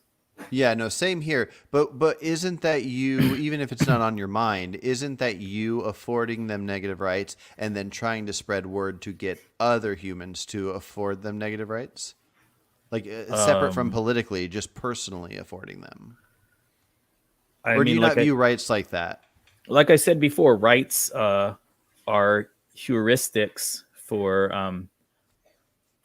certain kind of actions, usually for not doing certain kind of actions that would predictably cause much greater harm than benefit. And the rights talk breaks down when, in those edge cases, whatever, where it no longer can be grounded in considerations of positive and negative well-being. Just like the concept of consent breaks down when you're talking about something like kissing your sleeping spouse on the forehead. It's no longer a useful concept. Yeah. And if you continue to apply the concept and say, like that one person said, that since it's clearly non-consensual to kiss your sleeping spouse on the forehead, that therefore it's a horrific bad thing, then you're misunderstanding the fact that these deontic terms are good insofar as they're summaries of considerations of well-being. So okay, just help me out here. Show me where this one breaks down. And I'm only cutting you off because I do only have a few minutes. Well, but show me where if you went into the forest and there was a bunch of food growing and there were deer, and you had a gun and you also had a shovel, and you could kill deer, you could dig up whatever, and somebody else decides to kill the deer. And then you decide not to kill any deer. And let's imagine there's a lot of deer. You don't kill any, somebody else kills one. In my mind, that person did not afford that deer negative rights. They didn't view it as they want to give rights to the deer, so they kill it and eat it. You do afford them negative rights, and you go and eat the carrots. Where does it break down just in this scenario? Are you not affording them negative rights by not killing them? You can summarize the fact that I in that scenario cared about the well-being of the deer in addition to myself. And if I was going to die without it, I just said, well, okay, I care about myself and I care about the deer, and then maybe I care about myself a little bit more. Yeah. But if I have the option of eating plants that keep me alive, then I would say I increase the well-being in the world by not killing the deer and eating the plants instead. If you want to summarize all of that with saying that I respected the negative rights of the deer, then in that case I would say that summary of considerations of well-being is a reasonable enough summary. But Okay. here's where Is it here, wrong? you want to tell me where it breaks down? I'll tell you. It's Okay. very easy. This is what the Okay. trolley problem does. It distinguishes between consequentialist, correct morality and deontological crazy morality. Just non-animal versions of the trolley problem. You know, if there's 5 raccoons on the main track and 1 raccoon on the side track, if somebody says, hey, if you pull that lever, you're violating the negative rights of that 1 raccoon. But if you, scratch your crotch and watch as the trolley kills 5 raccoons, you're not violating the rights of those 5 raccoons because you didn't do it. It wasn't your fault. Your hands are clean. Even though you chose to have more raccoons die. If somebody's going to say that's what not respecting negative rights is when you pull the lever, then that's where it breaks down. That's where it's not morally correct to think in terms of negative rights. You're saying negative rights can break down, not that it always breaks down. I see. Okay. And my vegan version, of the trolley problem is like Joe Rogan makes you a deal where he's gonna, like, if you eat 1 cow burger, he's gonna have some like legally binding arrangement where he doesn't eat any animal products for a month. That's going to save a lot of animals. And it might actually have a spillover positive effects if like he realizes that he can be like healthy and enjoy his food and then actually go vegan. That would be like a miracle for the animals.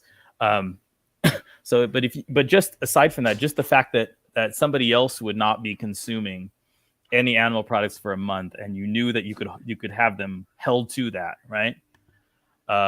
You would save more animals by taking that deal and eating the 1 animal meal yourself. You should do it. Jerome and I talked about that. He said instantly, yes, you should do it too. That's correct, because it has the best positive effect on the well-being of sentient creatures. You do the most for the animals by doing that. And so if somebody's going to say, well, then you're not vegan, then you eat a cow burger. Then the thing to say is, well, if that's true, to the extent that that's true, then the morally correct thing is not to be vegan in that moment. And because it helps animals more to not be vegan than to care about your own fucking purity and be vegan while causing more harm to animals. It's kind of like the idea of owning a pet and treating it well. You can say that in general we should not violate negative rights, but in this situation we need to help out because we put them here in this whole thing or whatever. So you can say, like, in general, kind of like that vacuum I was talking about, where you create the perfect world. We can recognize that any negative rights would not be good in and of themselves, but in a situation where a negative right might make overall well-being, it's reasonable to say that that's what we should do in that moment. But mostly, I was just challenging the idea.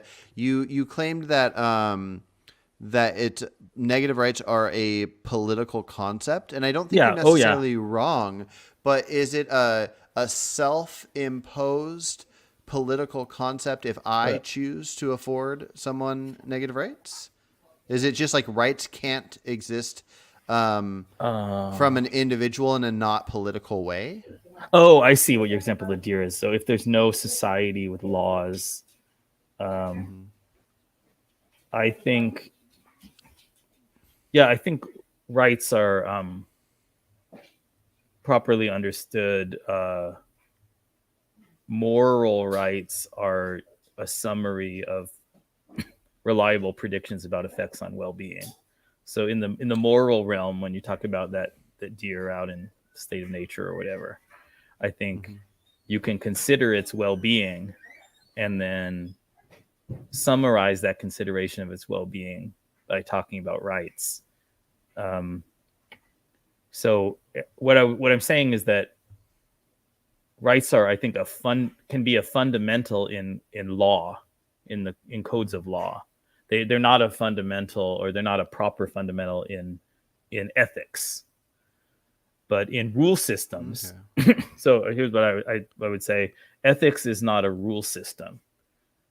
Morality is not a rule system. Moral rightness and wrongness is a continuum that describes the predictable effect that your actions have on well-being of sentient creatures. So there aren't rules that you can break. There's just more and less good that you can do in morality. Okay.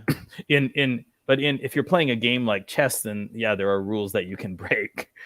But so if I feel like I'm affording someone or something rights, I'm just using the wrong word, and my actions are doing something better or worse. Because my feeling on rights, how I always have liked to use it, would be you have three different options. One is natural rights, which I just don't agree with, but some people believe in natural rights.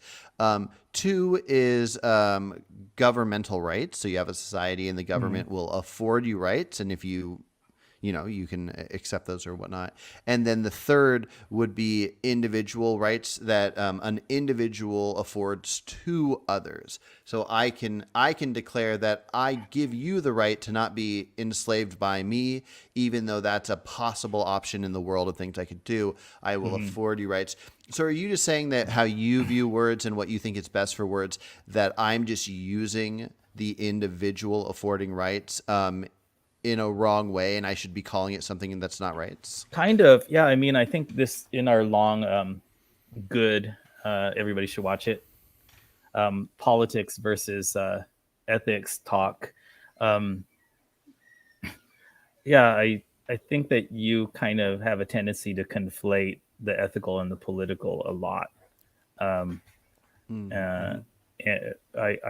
I try to keep them very distinct. I think they are distinct. They work in very different ways. The law, it seems to me the law has to make all kinds of categorical distinctions that just like for practical purposes of like enforceability and clearness of language or whatever, the law has to make these categorical distinctions that they don't really have direct basis in reality.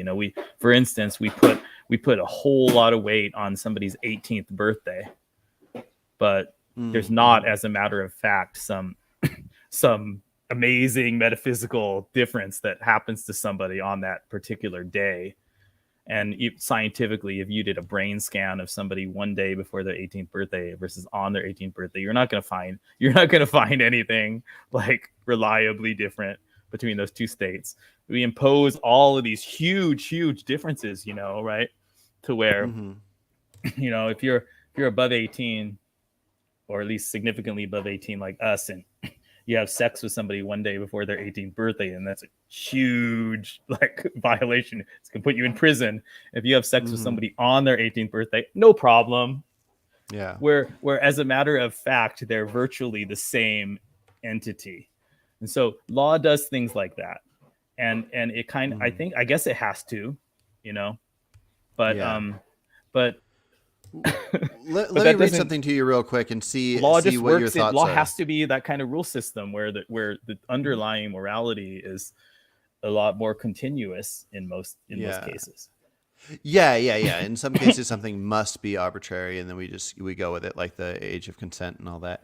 But yeah, let me read this to you real quick to see, not that definitions that are written should be this way or not, but I do want to read this to you from Oxford definition of rights. Let's see, noun number 2 says a moral or legal entitlement to have or obtain something or to act in a certain way. And then on the first part of Wiki for rights says rights are legal, social, and ethical principles of freedom or entitlement. So these are saying that the options are, I don't know exactly where social fits in, but the options are moral and legal is what's listed for both of these. Do you think the moral side of that is like inherently a political thing then? No. I think that, again, moral rights as a summary for predictions about well-being are useful tools. in particular, freedom, rights, the concept of rights is closely connected to the concept of freedom. Mm-hmm. I say, why is freedom important? Well, freedom's important because usually the individual has a much better awareness and control over what kind of things um, give them happiness or suffering. You know, Hmm. and they're in charge of themselves. They're much more likely to maximize their own well-being than some external force coming in. And this is where when does that break down? When does that break down? It breaks down at precisely the point where allowing freedom does not reliably maximize well-being. Small children, 4-year-olds, why don't we just let them do whatever they want to do and let them have maximal freedom? It's not, there's not a metaphysical thing that happens where one kind of entity changes from a small child to an older child. The reason why we deny freedom to small children is that we have a reasonable expectation that that will cause extreme negative well-being. Yeah. They're going to hurt themselves or they're going to hurt others. Yeah. And the entire basis why we start allowing more freedom as a child gets older has to do with how reliably we think that well-being is going to be maximized by letting them have more freedoms and letting them use those freedoms and practice it as a skill, because as they get older, number one, they're not as likely to hurt themselves as the toddler, and number two, they're becoming their own person with their own interests, their own greater knowledge of what makes them happy and what makes them suffer than we as the parents have. Mm-hmm. And so the freedom is gonna maximize well-being. Maybe in adolescence, you've got training wheels for freedom, right? Maybe it's going to temporarily have great risk of causing negative well-being when you're starting to give teenagers these freedoms, right? Because it's a skill that has to be developed. But the reason we're doing it is that we think in the long term, having them develop that skill is gonna maximize well-being for themselves and others. Yeah. But so just like just like how consent breaks down when it's kissing your spouse on the forehead, non-consensual but morally good. Freedom breaks down, or giving rights to others breaks down, exactly when the person is very likely to harm themselves and others if they're given maximum freedom. Small children, people with dementia or other kind of severe mental illness, people who are like really drunk or high, you take away your friend's freedom to go walk home on the narrow sidewalk along the busy street, no matter how many times they tell you they want to. If they've had like 12 drinks and they can't stand up, you take it away because you think there's a very good chance they're going to get themselves killed. Yeah. So that's interesting.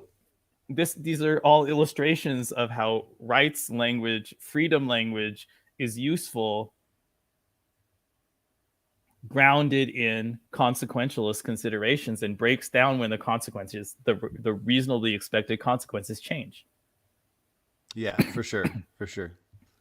All right. Well, I do got to hop off here. That gives me a lot to think about, and we should do another talk soon for sure. Some reason I'm like high strung. I don't know. Maybe it's more coffee than I usually ever drink. But yeah. Oh no, you're all right. But I feel like I was acting angry throughout this whole talk. No. It's great. Do I remember correctly that you and Louis Ghetto wanted to do a one-on-one chat, or was that somebody else? Yeah, we've talked about it before. And yeah, I would really like to. I would really like to do a one-on-one if he still would. are you free right now? And also, Lewis, are you free? I can hop him on and take off like I've done before, and you guys can just use this to chat, and then I can send you files if you want to use it for something. I guess, yeah, I'm free. I'll wait Okay, on, Lewis, wait on do you this want reaction. to? Lewis, do you want to hop in here? I can send you a link if you do. If not, no worries. I see a waving hand. He might just be saying bye, and he already left. But Rich is saying, "Do it, guys." Yeah. You might want a specific time set up in advance. Yeah, true. It could be best a different time. But for yeah, a I think, short time, I'm good. Yep, he's here. He and I disagree like really profoundly, but for some reason I think that he comes across as very open and nice. Yeah, and we get along in conversation. It was Lewis kind of interesting because. Yeah, Lewis is a great guy. I disagree with him on a handful of things. He definitely we disagree on bivalves, but he is very open and very willing to talk about anything. So right around the same time that I was sort of first commenting on your channel and interacting with Lewis, I was also interacting with another strong deontologist who you had to talk with, and we just completely burned our bridges really fast because he was just claiming things that utilitarians all believe, which we don't. And I just said, like, if you're just going to keep lying about people, then screw you or whatever. And gotcha. So it's kind of interesting. People with maybe the same. Yeah, for sure. Same moral approach or similar moral approaches, and just personality wise, one of them I can talk to, and the other one, I just couldn't at all. For sure. You might be able to guess who that is, but I won't say his name right now. No, I know who you're talking about. Vegan Stallion is asking what's the debate between you guys. So, hey, Lewis, let's have Lewis say what the debate is between you guys, and then you guys go at it. Yeah, Lewis, you got some sound issues here, though. Yeah, I'm wondering, Carson, remember last time we did a conversation, there was some issues, and there was an echo when you plug your phone in, but I don't hear the echo now. There's a couple noises, but you sound great right now. I'm just going to get the last of my coffee. Just 10 seconds. Okay, well, that's good, because last time there was a lot of issues probably on my end, and I never completely found out what was causing it, or at least I don't recall finding out completely what was causing the issue. Yeah, I think we found out that when you have your phone plugged in, it does a weird echo thing. But yeah, you sound great now. I'm gonna listen to you guys talk for like 30 seconds before I hop out of here. But yeah, what are you guys gonna talk about? Well, I'm not entirely sure. I think that we had a disagreement in terms of like what I see a difference between what is a moral obligation versus what is morally virtuous, and but I'm not sure if Jeremy had some other point of contention or something. Yeah. I mean, I think that scalar consequentialism is true. If you want to read any particular single philosopher who I agree with the most, it's Alistair Norcross. So I think that moral rightness and wrongness is just is a scalar dimension. Things can be morally righter or morally wronger, which means that they have better or worse overall effects on the well-being of sentient beings. So moral obligation to me, it can only really mean like a really, really large amount of moral badness if you don't do something. and if that's what it means, if it's supposed to be a summary for that, then I can understand it. But other than that, I would say based upon what a lot of people seem to mean, there is no moral obligation. An obligation is either a legal, it's either a construct of either law or some kind of rule system, like chess has obligations. if you move the opponent's color a piece, or if you try to move a piece in a way that it doesn't move, or move two pieces on one turn, you're not playing chess. So rule systems like that define obligations. Laws of nations define obligations. And then I guess personal interactions, just social pressure or power relations define obligations too. So if you're in a relationship with somebody, you can say, you know, if you don't do this thing, then I'm going to break up with you. And so you can, in that way, you can impose moral obligations on them. Like, you know, if you start expressing racist views, then I'm going to break up with you. Okay. But then you can also impose non-moral obligations on them too. You know, if you don't take a shower more than once a week, then I'm going to break up with you. And so, that's what I think obligations can possibly mean. And when you talk about moral obligations, people just seem to translate them into synonyms or other vague terms, you know, that not vague, but like, I think ungrounded terms. So what's my obligation? And then they'll say, well, it's something that you must do. And it will must, or what, or who will do what to me if I don't do that. It doesn't seem to make sense unless there's some kind of legal code or some kind of like socially enforced punishment. Well, I mean, in and of itself, I think. Go ahead. Sorry. Yeah, no problem. So I'm fine with the idea that other people can have all sorts of varying views on what they think are or aren't moral obligations, and you know, you had mentioned that societies tend to define what obligations are, especially in particular, like through laws and stuff like that. But I guess what I want to get to is, what do you personally, aside from what society may think or other people may think, other people may have terrible ideas about this, what do you think should be moral obligations? I know that you had mentioned something you went into initially, something you were saying, if it's really, really bad, it should be a moral obligation. But to me, that's very vague. I don't understand what that means. I mean, I don't I guess I don't understand what you mean. I don't think there are moral obligations unless it's a summary for things that I would be causing a huge amount of net harm by not doing. So then you do hold that there are moral obligations. Well, I hold that there are things that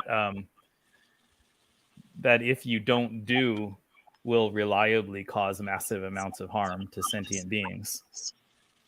And if you do those things that cause massive amounts of harm to sentient beings, do you think that it should be an obligation for you to not partake in that, to choose to not be complicit? I think that doing something that causes massive predictable net harm to sentient beings is much, much morally wronger than not doing it. And if obligation is a summary of that, shorthand for that, then that's just what it is.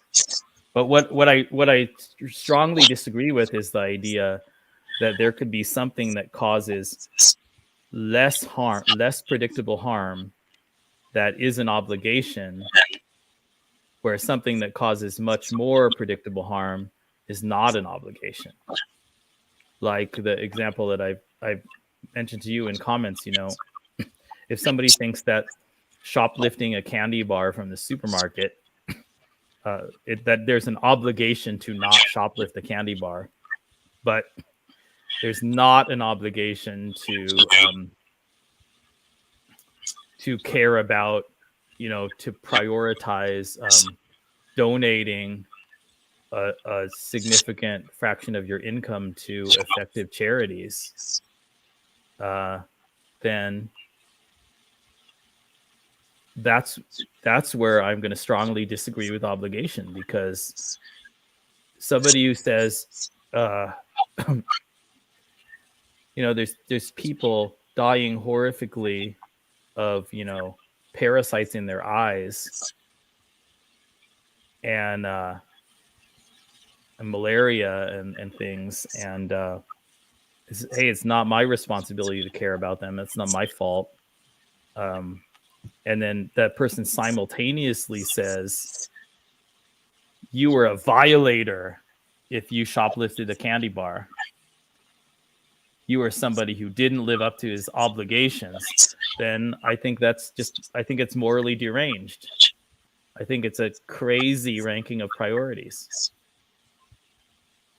Well, it would be crazy if I would argue that it's crazy under your definition of cause. And let's go further into explaining that. So it seems like you're saying that the cause. So let's say take the hypothetical, the very common hypothetical of somebody in a burning house. Let's do the dog and the human in the burning house, right?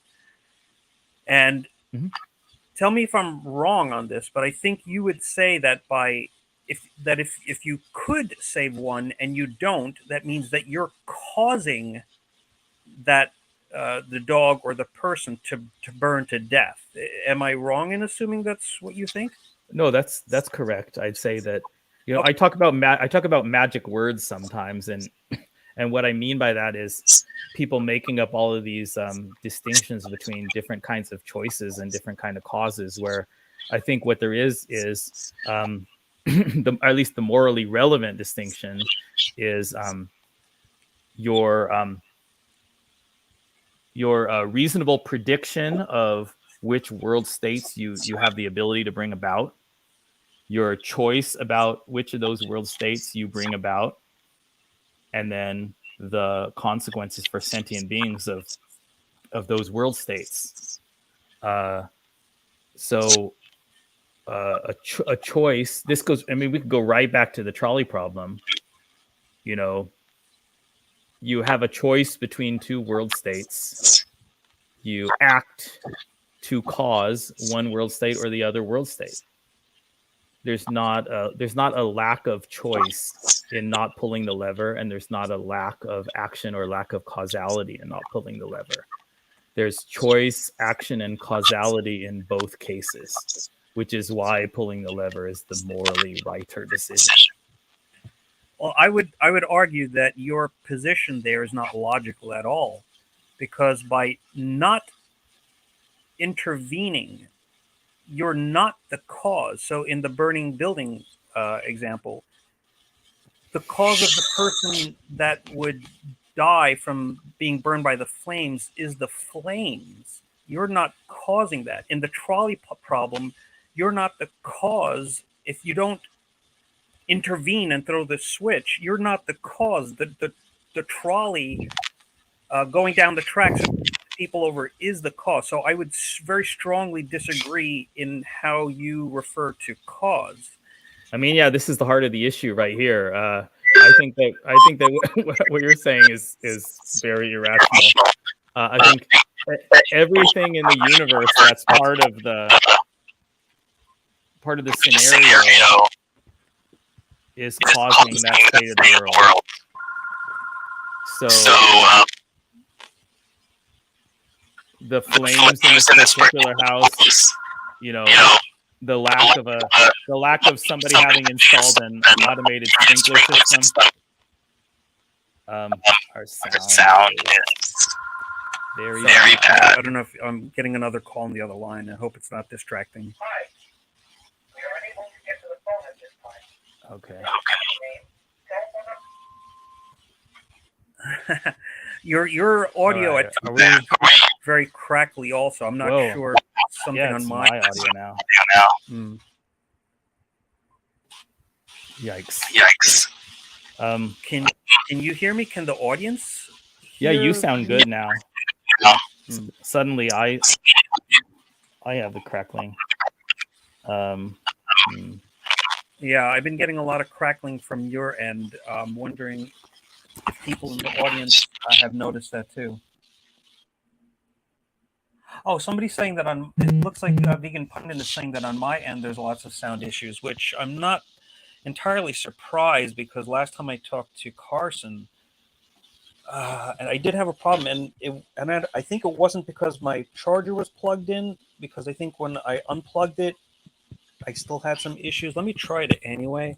That's kind of weird because you sounded good to me this whole time that I'm sounding bad. Dial up internet. Oh man. Well, just real quick, even if I annoy some people with my echo here. I don't think that all of the interrelated facts about the world are divided into some things that count as causes and other things that don't. So the fact that nobody installed a sprinkler system is part of the cause. The fact that it's normal to use the flammable building materials in that person's current society as part of the cause.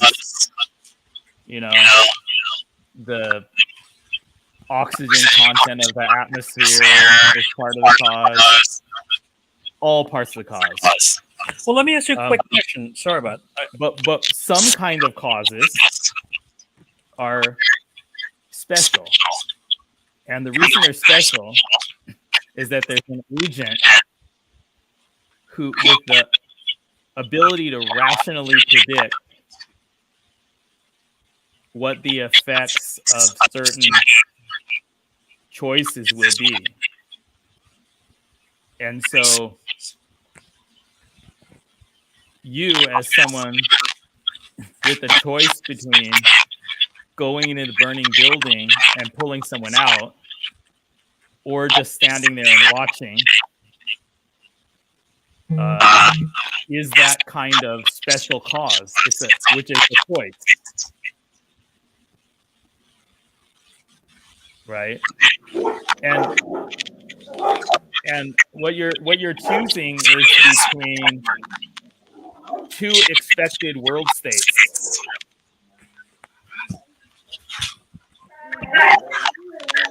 So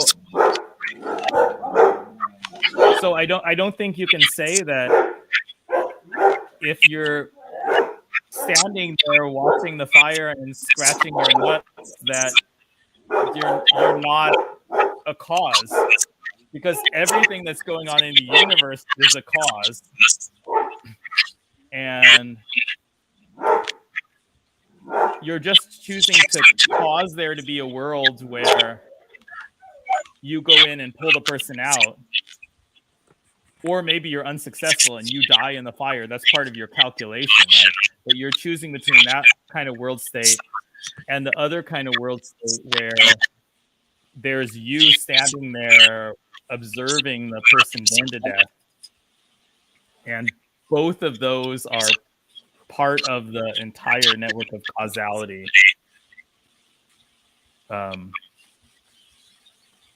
In the universe, just like the lack of installing a sprinkler system is also part of the causal network. It's not a non-cause. The lack of fireproof insulation in the building code or whatever, it's also not a non-cause. It's also part of the causal fabric. Does it make a little more sense? it makes sense, but I completely disagree. And here's let me maybe put it this way.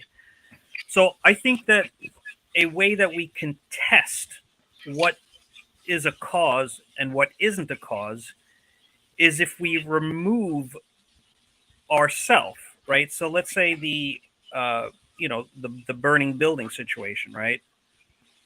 If I remove myself from that situation, would that building still burn, and would the flames still burn the occupants to death if I was there and did nothing, or if I was not there at all? So to me, that's the test of whether or not I would be the cause of the death of the person in the burning building. And I would argue that whether I was there and did nothing or whether I wasn't there at all, the same thing would happen. So the cause would have to be irrespective of me.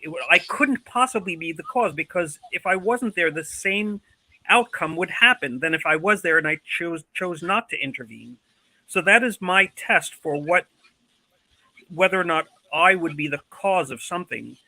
And I don't know how you could see that differently. Well, I think there's just a clear difference between those two conditions, which is the choice.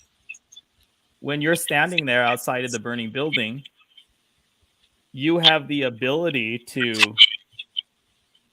toggle two different world states. When you're in a different city, you don't have the ability to toggle those two different world states. That proves my point, in fact. You have a choice in one case, you don't have a choice in the other case. But that in my view, that proves my point. You're arguing my position right now. I don't think so. You are, because you're saying that the only time it becomes a choice is if I were to intervene. If I wasn't there, then the same outcome would happen as if I was there and I didn't intervene.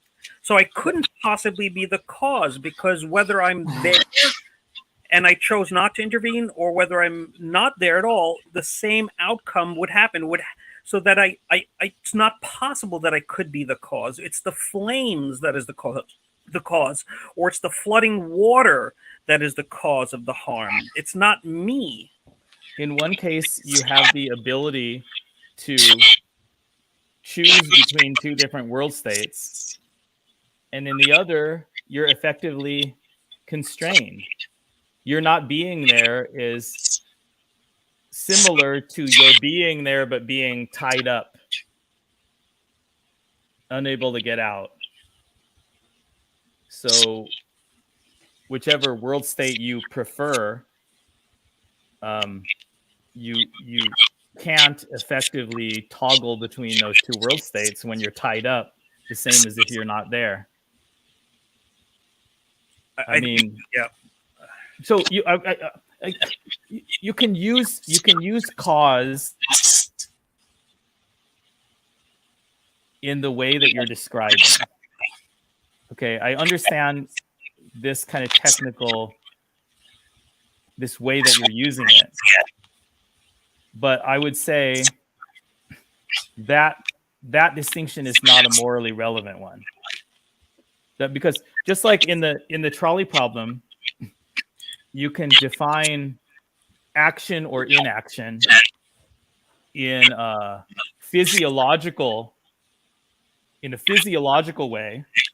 You can say that when somebody reaches and pulls the lever, their arm is moving, their muscle is contracting, they're expending calories pulling the lever.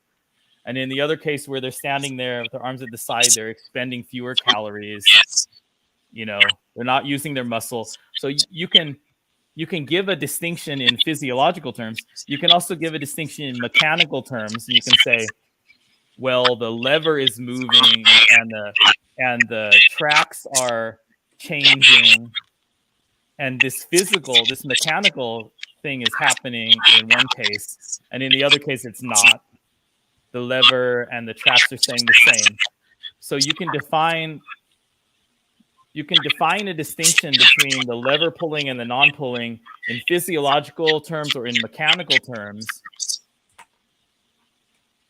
So the point then is that those may be distinctions you can make, but they're not distinctions that carry moral weight. What carries moral weight is the agent's ability to anticipate future world states, their power to make one world state or the other come about, and then the calculation of effects on the well-being of sentient creatures of those different outcomes. You know, so I get the concept that you're invoking here. I just don't see how it carries moral weight compared to the choice that the person outside the building is making between a world in which maybe they die, but maybe the person in the building gets pulled out safely, and the world state where they watch the building burn down with the person inside. The thing that's morally relevant is the power to anticipate world states and then the choice between them. We could potentially agree, and I'm not saying that I necessarily do, but we could potentially agree that it may be morally not relevant, morally irrelevant, but would you, and I hate to say concede, but would you agree then with my point that the cause is not, whether it's morally not relevant, would you say that my point about the cause, what I had argued, whether or not I was the cause, would you agree that, you know, that makes sense? That's a reasonable position, and then we can talk about whether or not it's morally relevant or not. I mean, you know, what a philosopher would do is they would say, well, we can call it cause prime, or we can call your cause and my cause prime. You know, we can. I can understand the term that you're invoking here. Yeah, I'm not familiar with cause and cause prime. There's not. I'm just making this up right now. What I'm saying is that two different senses of a term. So I can try to talk in terms of your sense, but I think there's the other sense in which causing, there's the morally, what I think is the moral weight bearing sense of cause, which is subject to a choice, right? Subject to a choice between different world states. Which world state do I want to bring about? So your sense of like what is causing the world to be different doesn't even necessarily involve a choice, right? Most of the time it doesn't. Like, I guess you'd say that, like, you know, the volcano erupting is the cause of this plant species going extinct or something, right? That doesn't involve any agent's choice over possible world states. So I would say your concept makes sense, but I think I'm invoking a different, also reasonable use of cause. But I think that the one use of cause carries moral weight, and I don't see why the other does. All right. Yeah, I don't understand another usage of cause other than the one that I'm using. But okay, but let's push past that. So I think maybe you're misconstruing my position, and let me tell you what my let me go a little bit deeper into what my position is.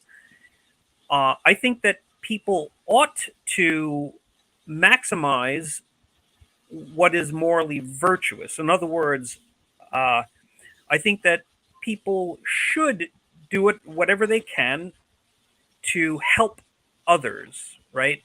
Irres- uh, Irrespective of whether you're the cause of the situation that the dire situation that the person or the animal that you are witnessing.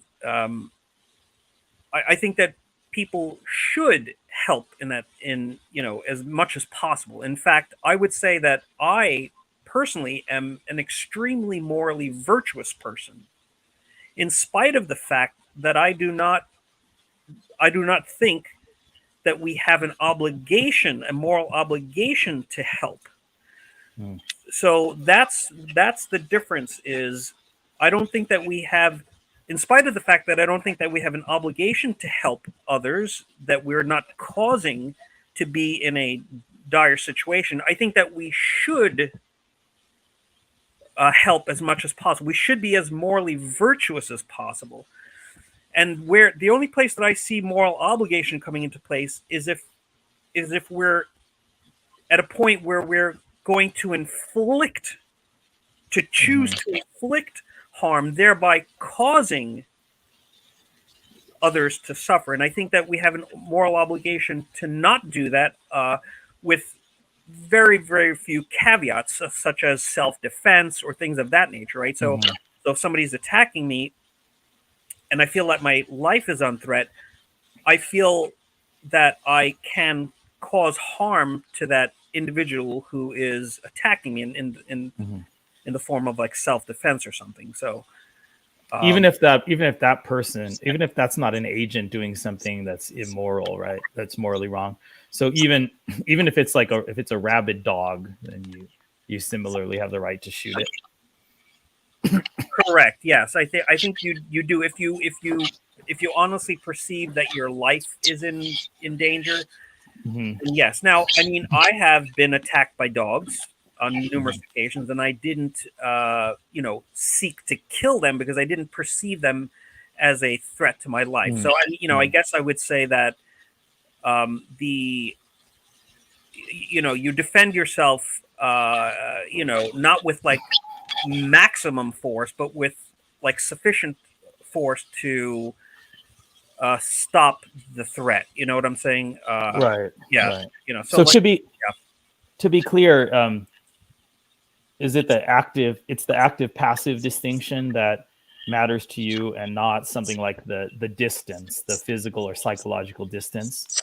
In particular, this is relevant to Peter Singer's famous analogy between the small child drowning in the shallow pond and donating to charities with people far away. So you think that, sounds like you think that choosing not to help the small child in front of you drowning in the shallow pond, because you don't want to get your new shoes wet or something like that, or you're late to you don't want to be late to see a movie. Depends which movie. Depends which movie. Okay. It's a really shitty movie. It's the Flash movie. Okay. And no. So you would say that then that's not a moral obligation, that it would be morally virtuous for you to wade in and easily save this child. Correct. Yes, I would say. But you would not be violating an obligation if you just correct. saw your movie and the child drowned. Yeah, I would say it's not violating a moral obligation, but I would say that it would be something that the less of a pain to me, and I'm just talking about myself, right? I'm only speaking about myself. The less of a pain it would be for me, or the less of an inconvenience, whatever you want to call that, to help some sentient individual that is, suffering or whatever in dire situation. The I guess would be the less virtuous it would be for me to help would be easier, or the decision to help would be much easier for me. So if it was a burning building, of course, that's a different thing. So personally, I would definitely help the child. I would help I would help to spare people from, or animals from, a suffering situation, whatever. I would do it personally. Like I think I should, but I draw the line at whether it's an obligation or not. I don't think I'm morally obligated to it, in spite of the fact that I think I should do it. That I should be virtuous. I should be very virtuous. Yeah, I mean that's what's confusing to me. It's like obligation, moral obligation seems to me that it could only mean really, really, really should. I mean, I would disagree with that. I think that you can have a wide spectrum of moral virtue. And at one point, a couple of years ago, I did, and I don't know where it is, but I tried to actually make a graphic of this position of mine, where it's like if you could just imagine for a moment, a dial on an oven, let's say an old-fashioned oven, where you have off, and then you turn it, and there's degrees all the way up to broil, right? And so I was trying to come up with a graphic to kind of illustrate how I view this moral obligation, moral virtue thing. So the off position is no moral obligation, right? So I wouldn't have a moral obligation to help somebody where I wasn't the cause of their situation, their harm, whatever.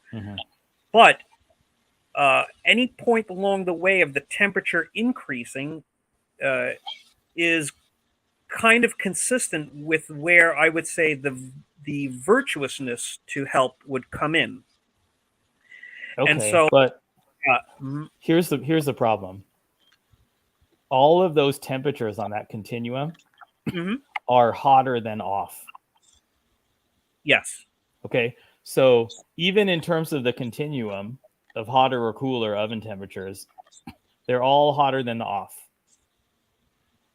But in the case of morality, if you're going to say that shoplifting a candy bar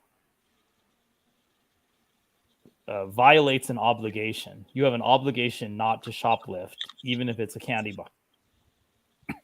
And even though, and you're going to simultaneously be willing to say that not saving that drowning child in the shallow pond is worse than shoplifting a candy bar. If you're gonna say that something that doesn't violate an obligation can also be worse than something that does violate an obligation, then your analogy doesn't hold. Because then you have an off position thing that's hotter than the range of on temperatures. That's only if you'd be assuming that I wouldn't think that there would be more urgency to intervene with the child that's drowning in the lake or whatever, versus doing something about the person stealing a candy bar. But I don't think that way, right? I think that it would be a super excellent thing, morally virtuous, to help the child drowning in the water, and I probably wouldn't even bother to intervene in somebody stealing a candy bar. So my point is that only only in virtue of the fact that that I don't have this spectrum of virtue, then maybe your point would be valid. But I do have the spectrum of virtue. I do think that we can that there are I don't know how to. I'm not sure the right way to phrase it, but higher virtues and lower virtues or something, or greater virtues and lesser virtues. I don't know.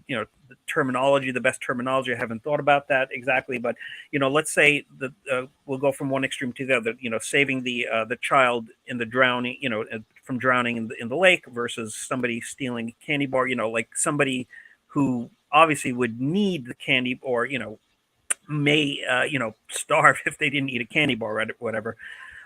So it would be, I guess, highly Well, virtuous to save the child, and much less. Yeah, I'm not sure about but I would, in other words, I would feel much more compelled to save the drowning child than I would to intervene with somebody stealing. So I'm not surprised that, as a well-grounded, good person, as far as I can tell, that you have the same kind of intuitions I do about the priorities of the individual cases. Which by the way, is what Singer is counting on when he gives that example, right? Because people have very different intuitions about the the moral importance of donating.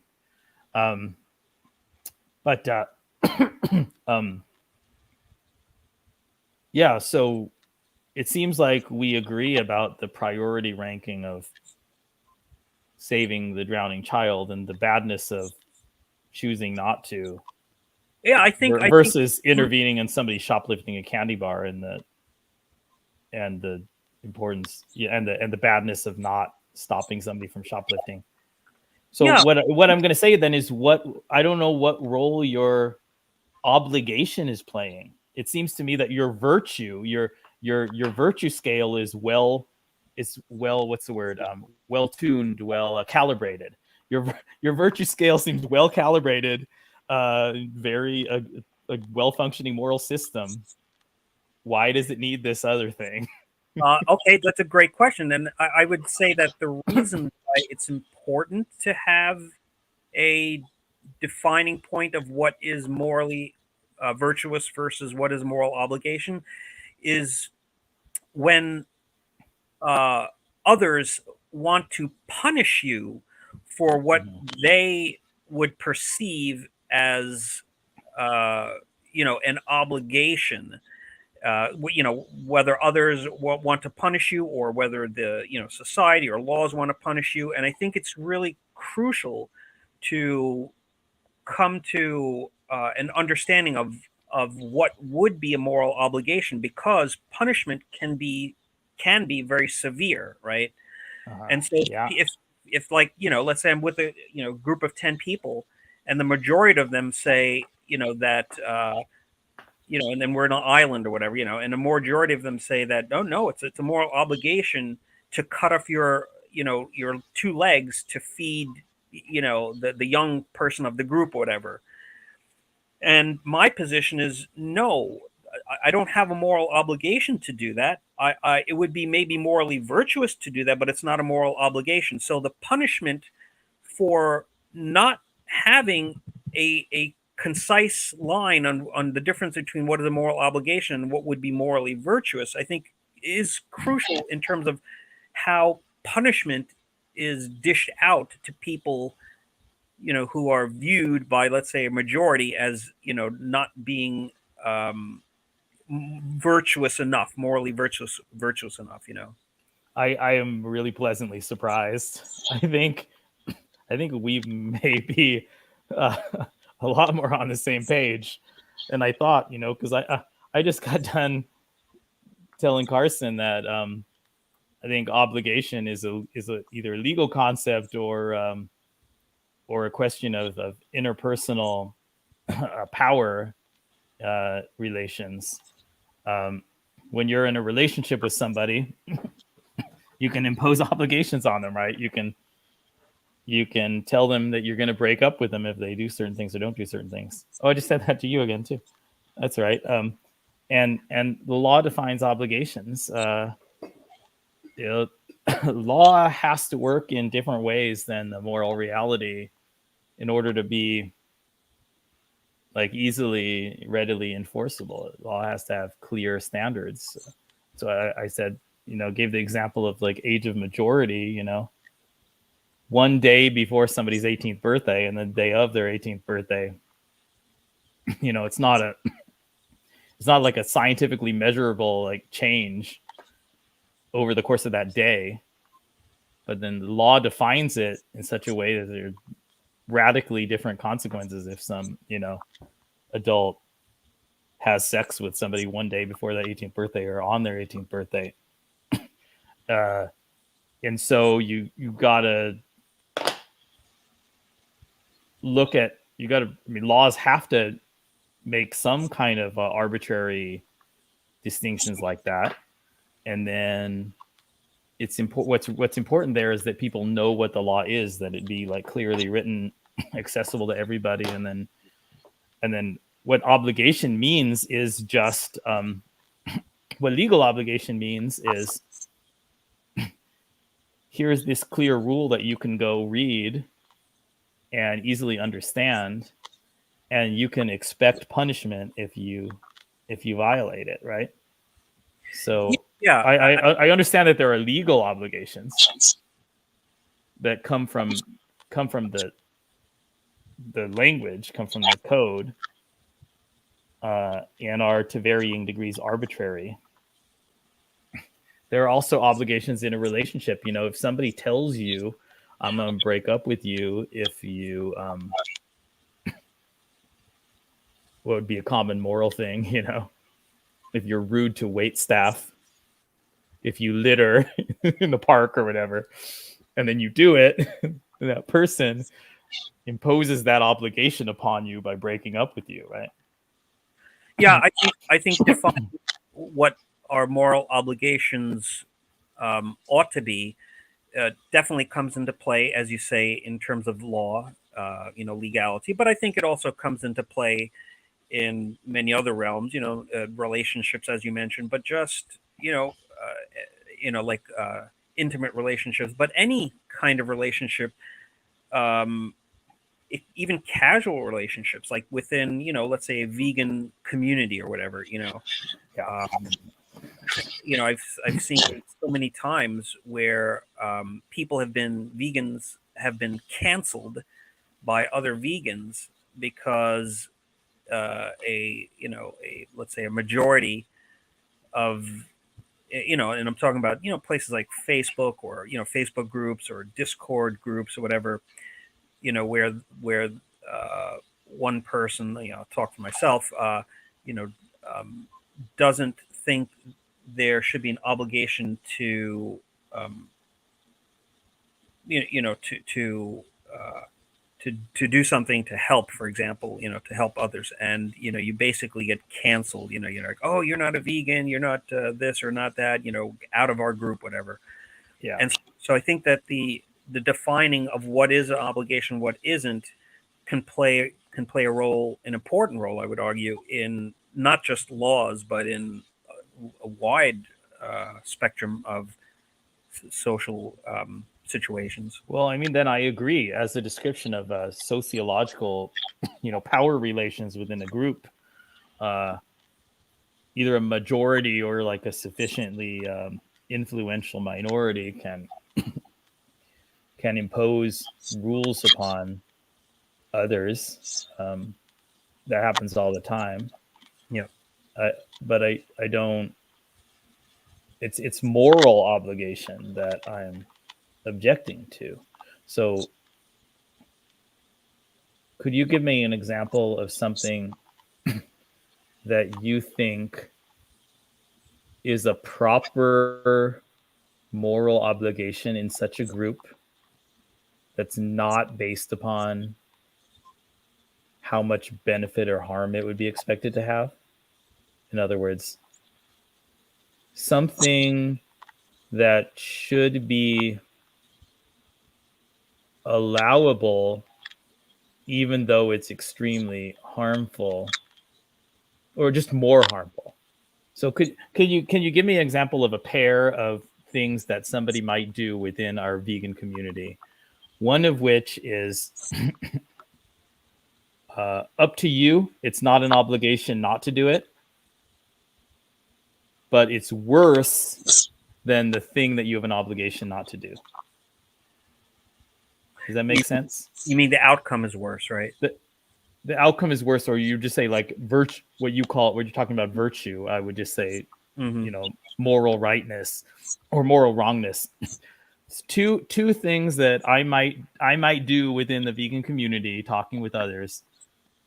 Yeah, one of them violates an obligation, but it's less bad than the other thing that doesn't violate an obligation. Yes, I can give you an example. Absolutely. Okay. Donating to an animal sanctuary.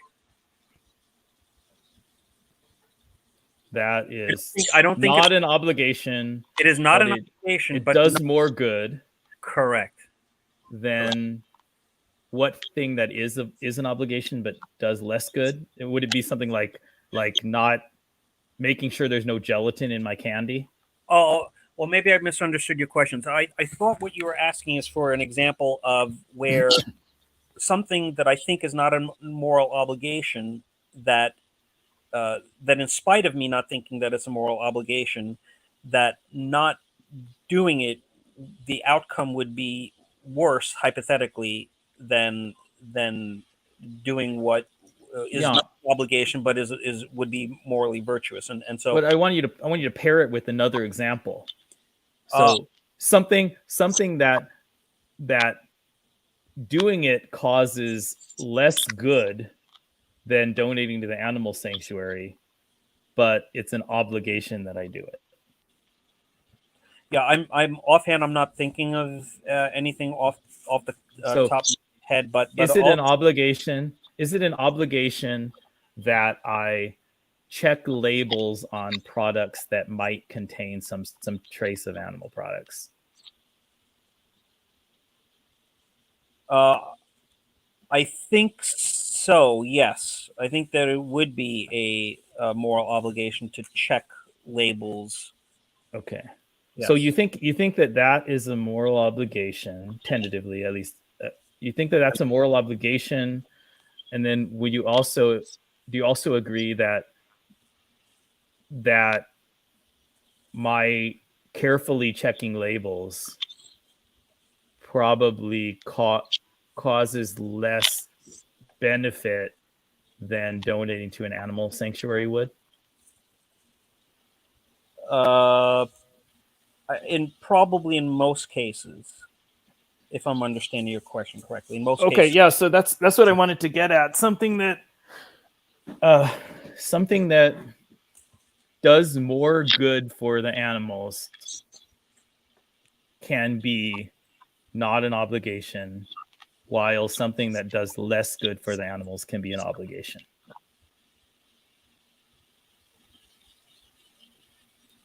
Yeah, and I wouldn't. So I don't draw the obligation demarcation at in terms of outcomes. I draw that demarcation at causation. Like, am I or am I not the cause of harm? And that's where I draw the line of demarcation between obligation and moral virtuousness. Yeah, now, I think that's the crux of the divide between deontology and consequentialism. And I see the morally relevant kind of causation being the choice between alternate world states whenever you have the power to choose between alternate world states. And so I have the power to choose between the world state where I donate to the animal sanctuary or I buy a bunch more board games. That's a moral choice. I have the choice to spend a little bit more time carefully reading labels or not, to make it a little bit more convenient for myself. That's a moral choice. Both of those are moral choices between two alternate world states, one of which is better than the other. those are two morally virtuous choices, not moral obligation choices. Well, I mean, that's what you call virtuous is what I call moral rightness, morally righter than something else, and the opposite choice would be morally wronger on the scale. And then I don't understand what heavy lifting obligation is doing when it applies to things that are much less morally significant. You would say much less significant in terms of virtue. What I don't understand what work if obligation means doing X is way better than not X, then it makes sense to me. And then in that sense, I would say you have an obligation to save the drowning child in front of you and get your new shoes wet. You have an obligation to, you have an obligation to, you probably do have an obligation to shoot the clearly rabid dog when there's a bunch of other people around or a bunch of other animals around that could get attacked. In a bizarro universe, that is not this universe at all, I could agree with your position. But the universe that we live in, there are consequences. There are sometimes dire consequences to not defining what we see as moral obligation and what we see as not moral obligation, or what is moral virtuousness. So I don't think I disagree with you. I think you're just talking about law in politics, and I agree that there are legal obligations. I agree that societies become structured with rules that carry punishments when they're broken. Well, I'm making a strong distinction between morality and politics, and saying that the underlying morality doesn't have that kind of distinction, even though the legal code does. In exactly the same way that the underlying reality of a developing human's like body and brain is not substantially different one day before their 18th birthday and on their 18th birthday, but the legal consequences for doing various things with them, or they're signing a contract, or they're selling cigarettes to them or whatever, is radically different. I agree that there are legally defined obligations.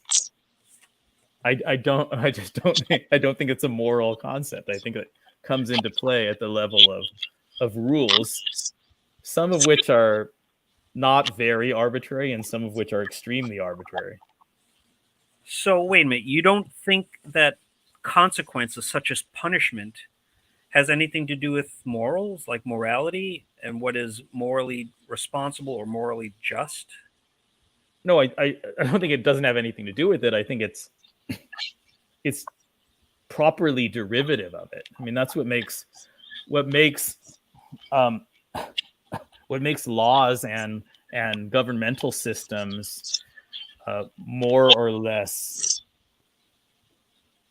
good is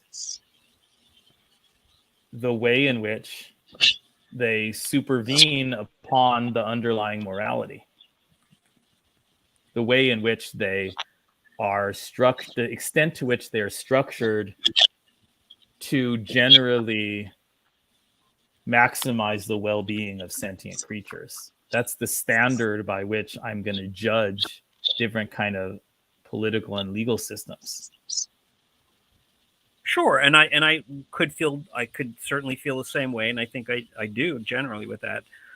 But I don't know. I guess we may never agree in terms of the either the value or the importance of defining what is and what isn't moral obligation. So let me ask you a quick question though. Do you differentiate between good and right, like morally right and good, and bad and morally wrong, or do you kind of see them as the same thing? there is a slight distinction, which I don't think you'll disagree with, in that good and bad can apply to states of the world not involving choices by an agent, by a moral agent. So, I mean, I think they still have to involve sentience, probably. I don't know whether a world with flourishing plant life is better than a world with no life at all. It might be, but I'm open to that possibility. But mostly good and bad states of the world are going to involve, I think, are going to involve sentience. But things can be good that aren't choices of agents. So, or it's easier to think of bad things, like a volcano erupts and causes a whole bunch of animals to suffer and die, but nobody chose to make that volcano erupt. That's a bad thing that happens in the world, but it's not a wrong thing that happens in the world. Well, okay, that's And so so then right or wrong are just applications of choices. Choices given the reasonable expectations of a moral agent over worlds that are more good or bad. And so a choice to do something, a choice to bring about a more good world is a righter choice. And a choice to bring about a more bad world is a morally wronger choice.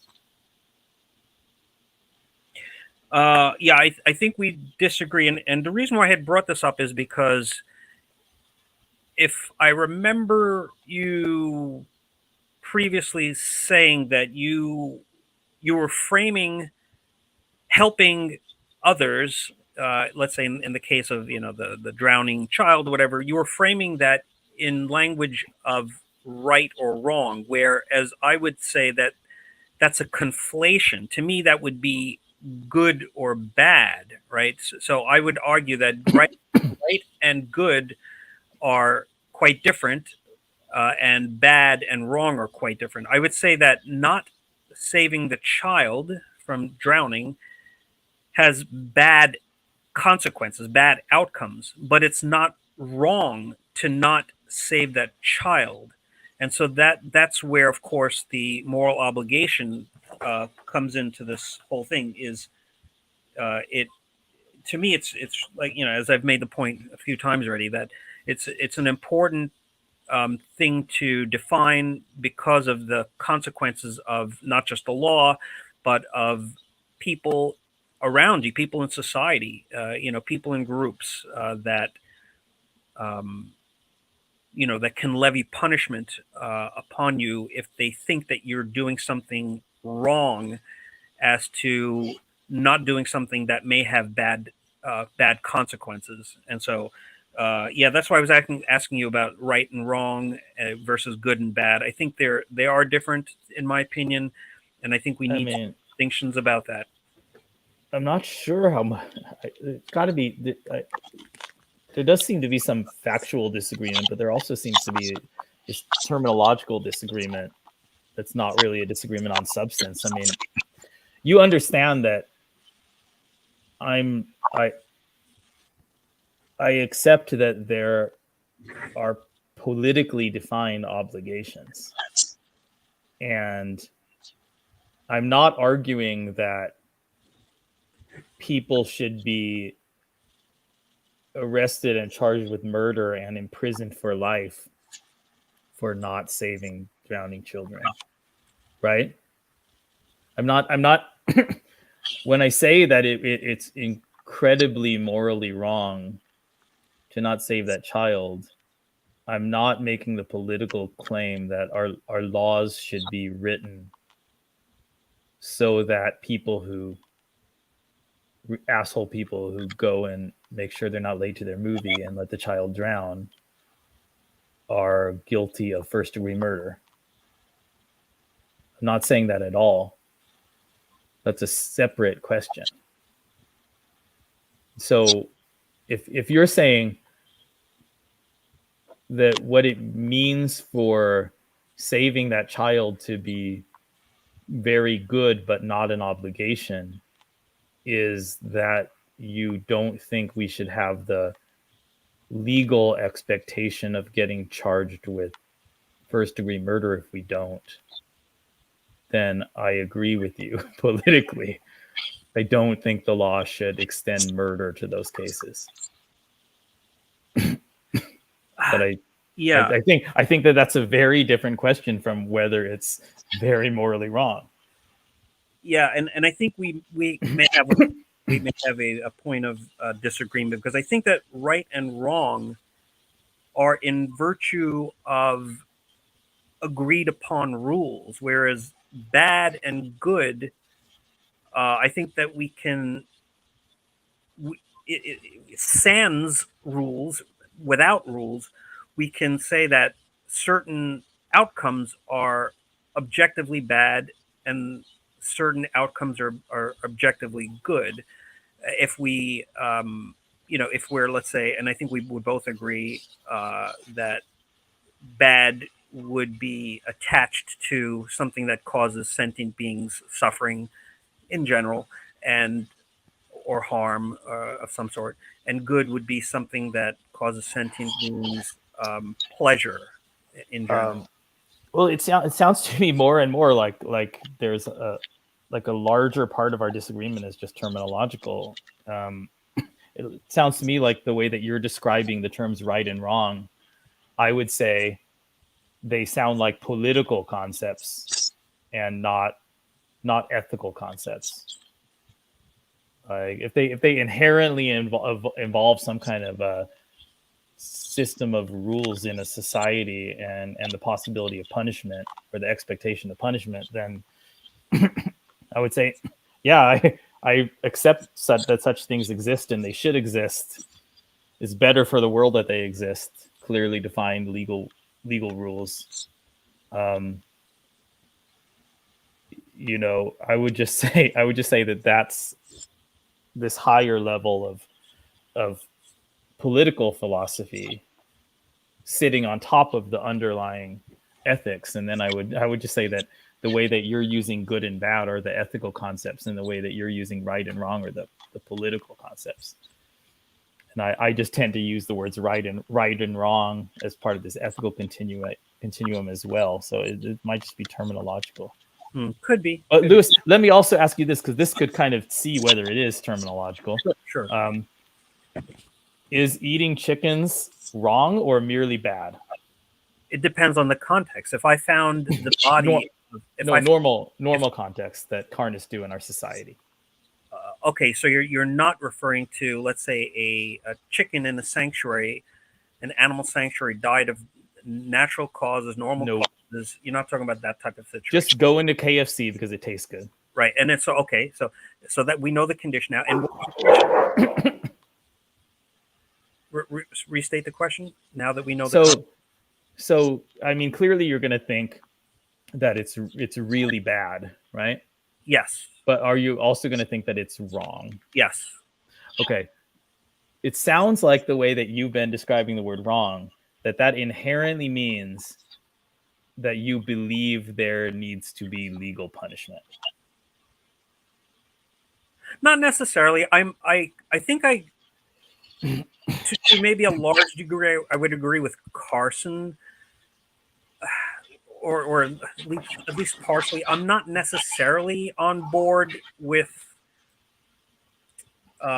making laws that would make it illegal and punish, people, everyone from, if they ate meat.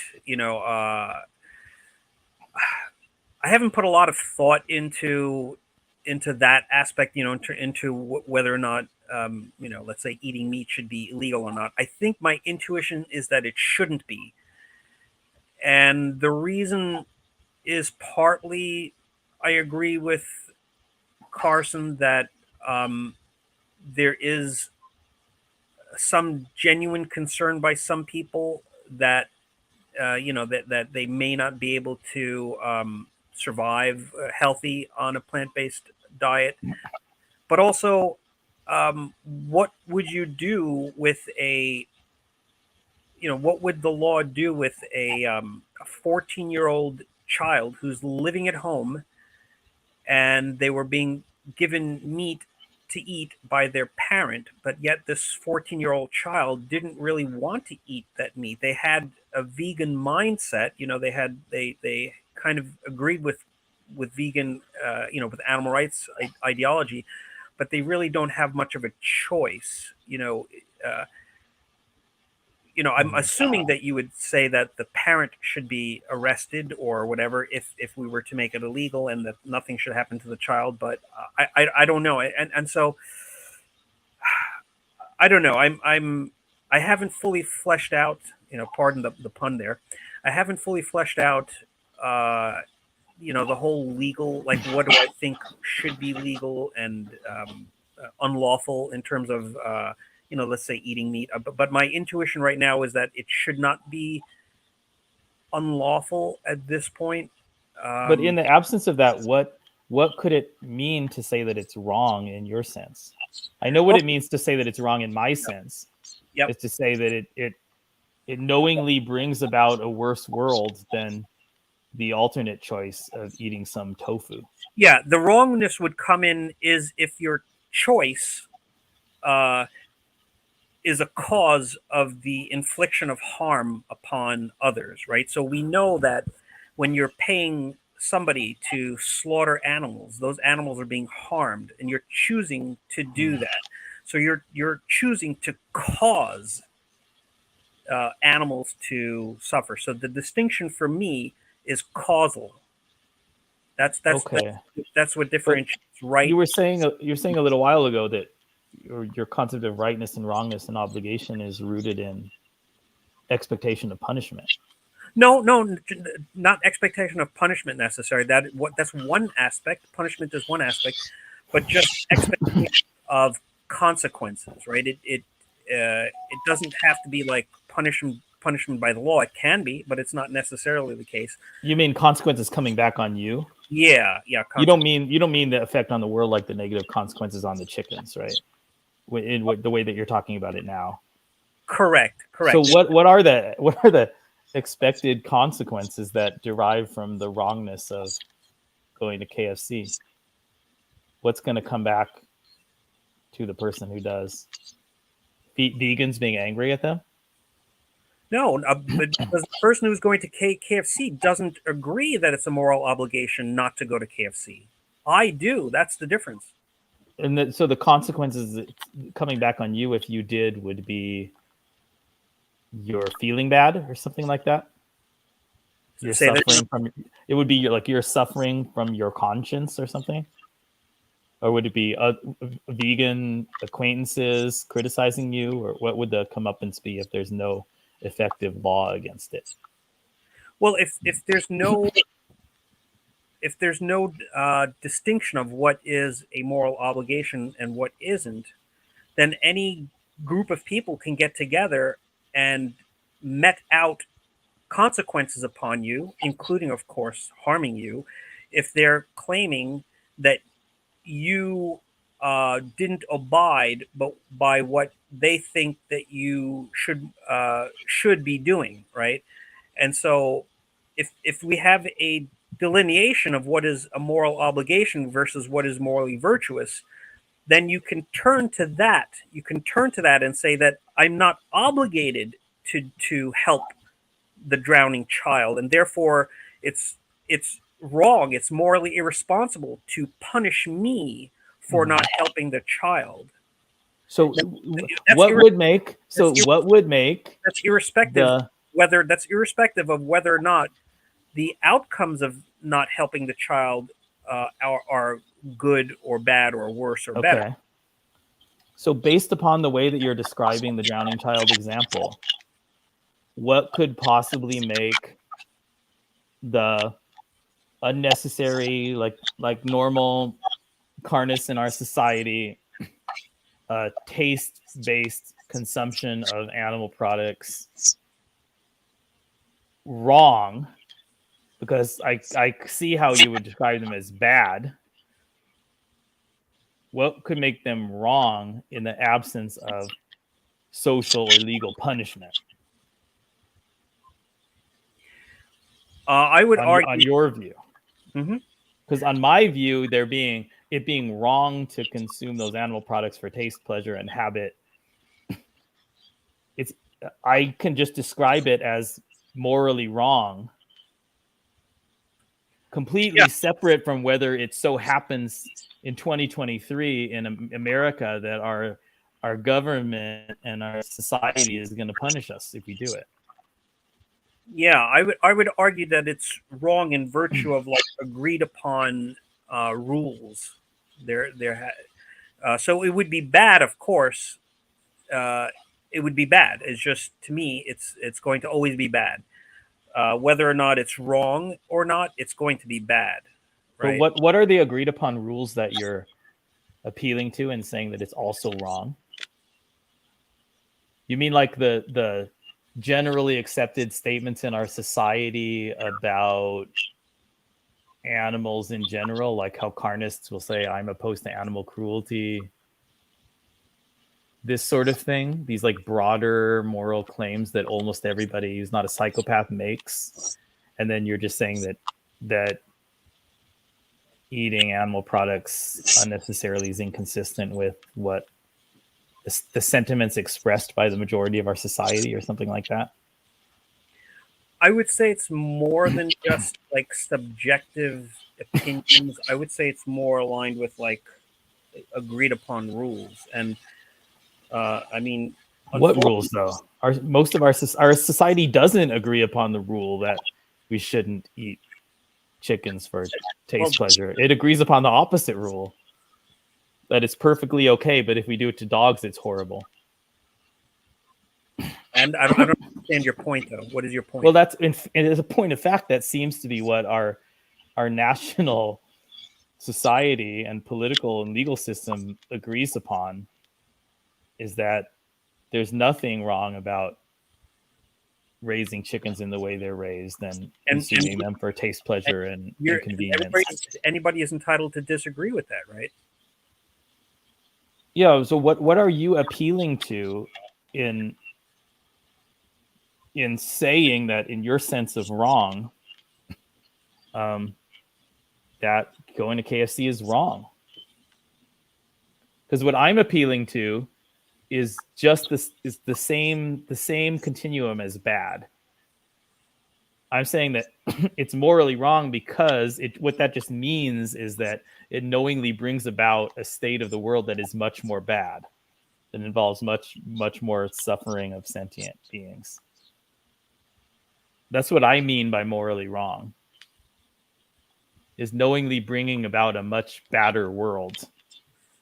But you're appealing to things like agreed upon rules, and whose agreed upon rules is somebody violating in your sense of wrong when they do something that there's no way in America in 2023 they're ever going to get punished for? Well, in the legal sense of wrong, that it wouldn't be in the legal sense of wrong, like in the legal sense of punishment, because that's one of the things we were talking about. And we were talking about in the legal sense, it wouldn't be wrong because there are no agreed upon laws that say that it's unlawful to eat meat, right? Right. So in terms of law, what is wrong by in virtue of the law? It's not wrong in virtue of the law to eat meat, not in our society today. Now that doesn't mean that in the future it wouldn't be wrong. Yeah, I agree. It's not illegal. It's not a legal violation currently, but it is still a moral wrong.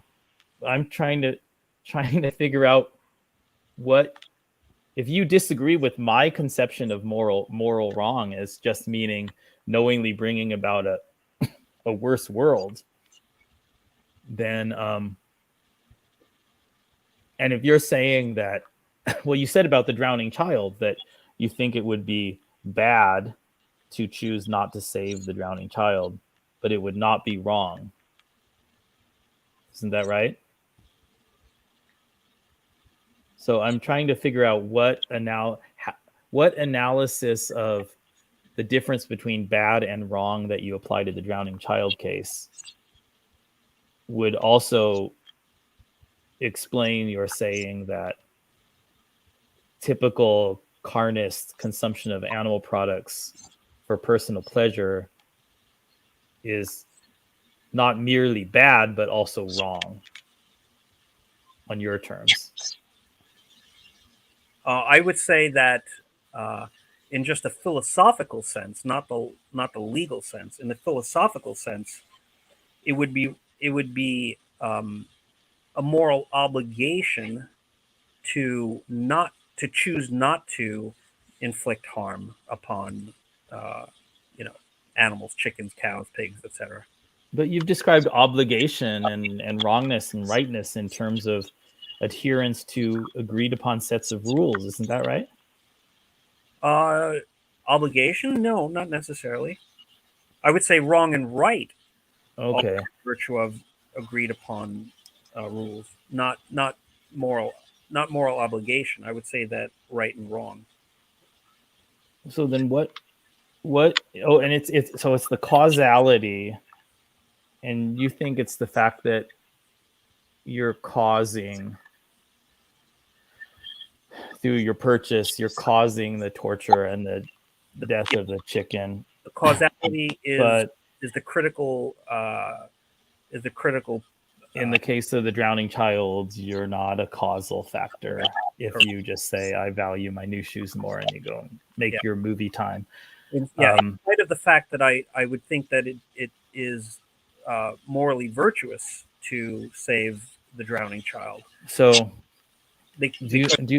It's not a moral obligation because you are not the cause of drowning. So how about all these issues related to non-human animal exploitation that don't involve one's personal consumption? So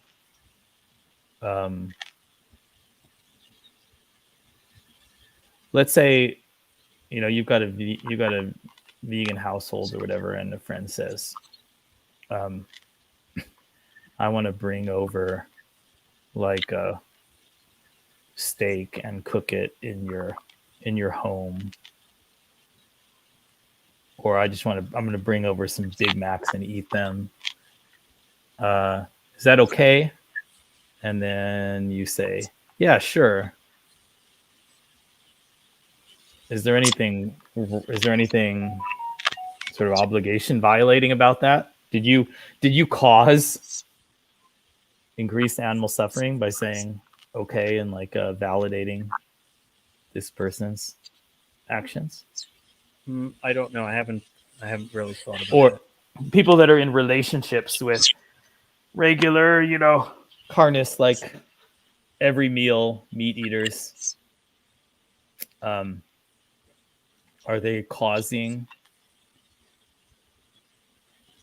animal suffering and death, or are they merely like not fully preventing or something? Whatever. I think in general that my test for causal relationships is what would be the outcome of you not being there versus what is the outcome of you being there but choosing not to intervene. That is the test of causation. Mm-hmm. So if somebody is like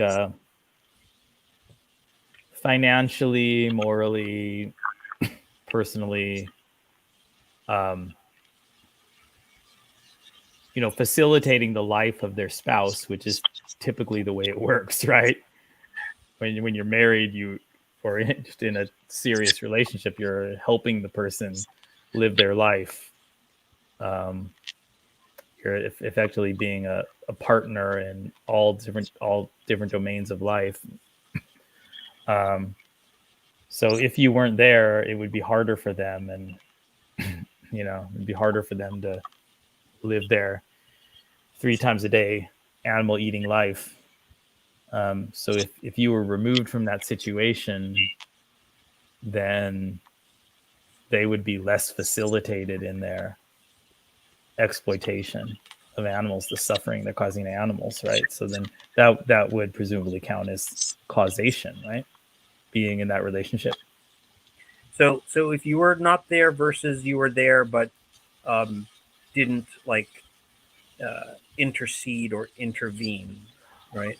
Yeah, well, I mean that you are the vegan who's in a committed relationship with a non-vegan, regular like meat and dairy eater, is having a positive impact and helping the life of the animal eater, because that's what relationships are, right? So if you mentally removed yourself from the relationship, then you wouldn't be having that facilitating positive effect on somebody else's lifestyle that you do when you're in a relationship. So it seems like that would have to count by your thought experiment of what if you removed yourself, their life, your partner's life would be different. They'd be less, they wouldn't have this partner facilitating their life, so giving them rides places and whatever, helping them pay the bills.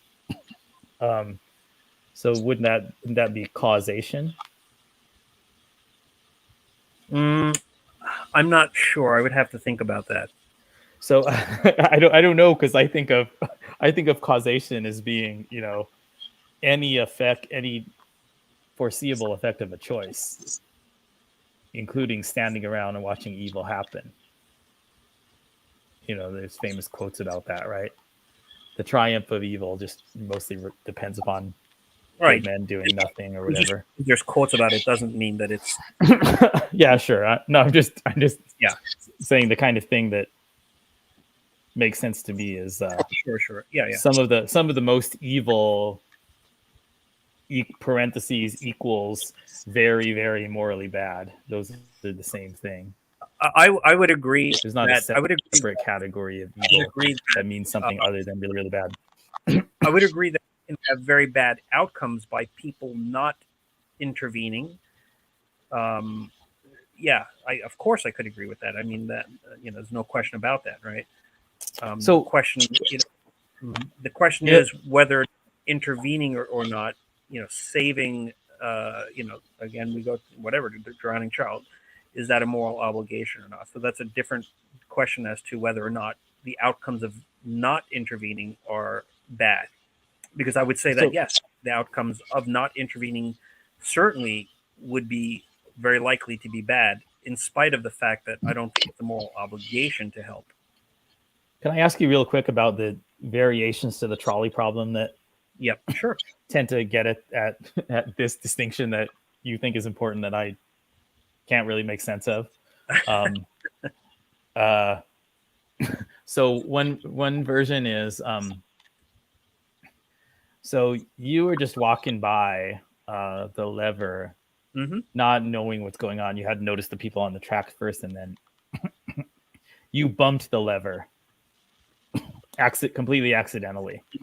And now you realize that the position that you bumped the lever to is the one that makes it head towards the 5 people on the track. Now, first question, is it now a choice if you don't reset the lever to its initial position and watch 5 people die instead of 1? Is the fact that you had previously accidentally bumped it into its current position relevant to whether it's a choice to pull it back or not? Right. I would say my intuition would be to so by shifting the lever accidentally, right, you made the situation badder, right? There would be right, sure, yeah. I my intuition is telling me that I should definitely switch the lever back to the position where the outcomes would be better, not worser. So you should do it. Yes.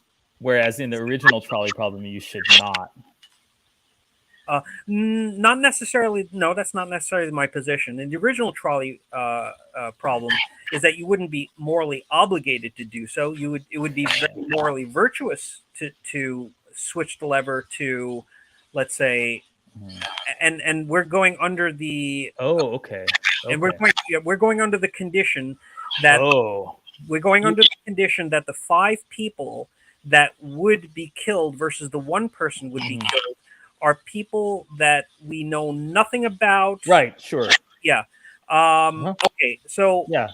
So, but you seem to hold a really different position than a lot of deontologists who are non-lever pullers, because what they often say is, if you pull the lever, you are a murderer of the 1 person, and if you don't pull the lever, nature took its course and you didn't do anything wrong. So it's the difference between not your fault and you're being a first-degree murderer.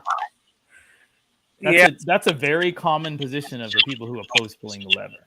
Yeah, I don't know if I agree with that. I haven't put any thought into whether or not they would be, like if I were to consider them a murderer or not. But certainly I could make a decision that is not moral obligation to make, but I would make it because I think it would be morally virtuous to do. I certainly could do that. There's no reason why I couldn't, right?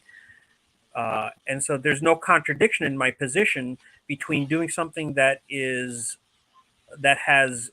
very good outcomes, that is morally virtuous to do, while it's still being not a moral obligation to do. So the two can exist at the same time. It not being a moral obligation while it being very morally virtuous to do, whereas the outcomes, would be good. Now, of course, there is a twist to all of this, right? Because I would argue that it actually may be better to ensure that the 5 people do get killed rather than the 1, considering if we don't know these people and the likelihood that these people are carnists. Yeah.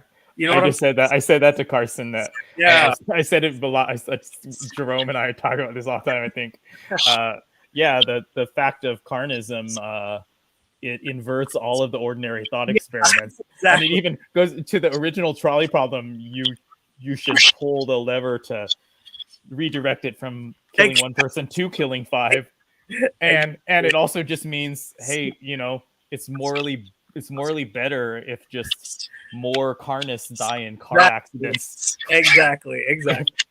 If just anything that you would think about human population ethics in a hypothetical vegan world kind of gets inverted when you really take into account the fact that most humans are causing vastly more negative well-being than 100%. Their own lives are worth.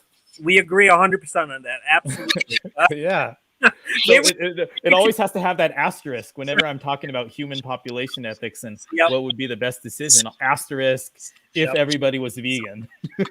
Yep. Maybe we should end this there because I think it's firm agreement. I hope there's some anti-vegans still watching to get their panties in a bundle over that.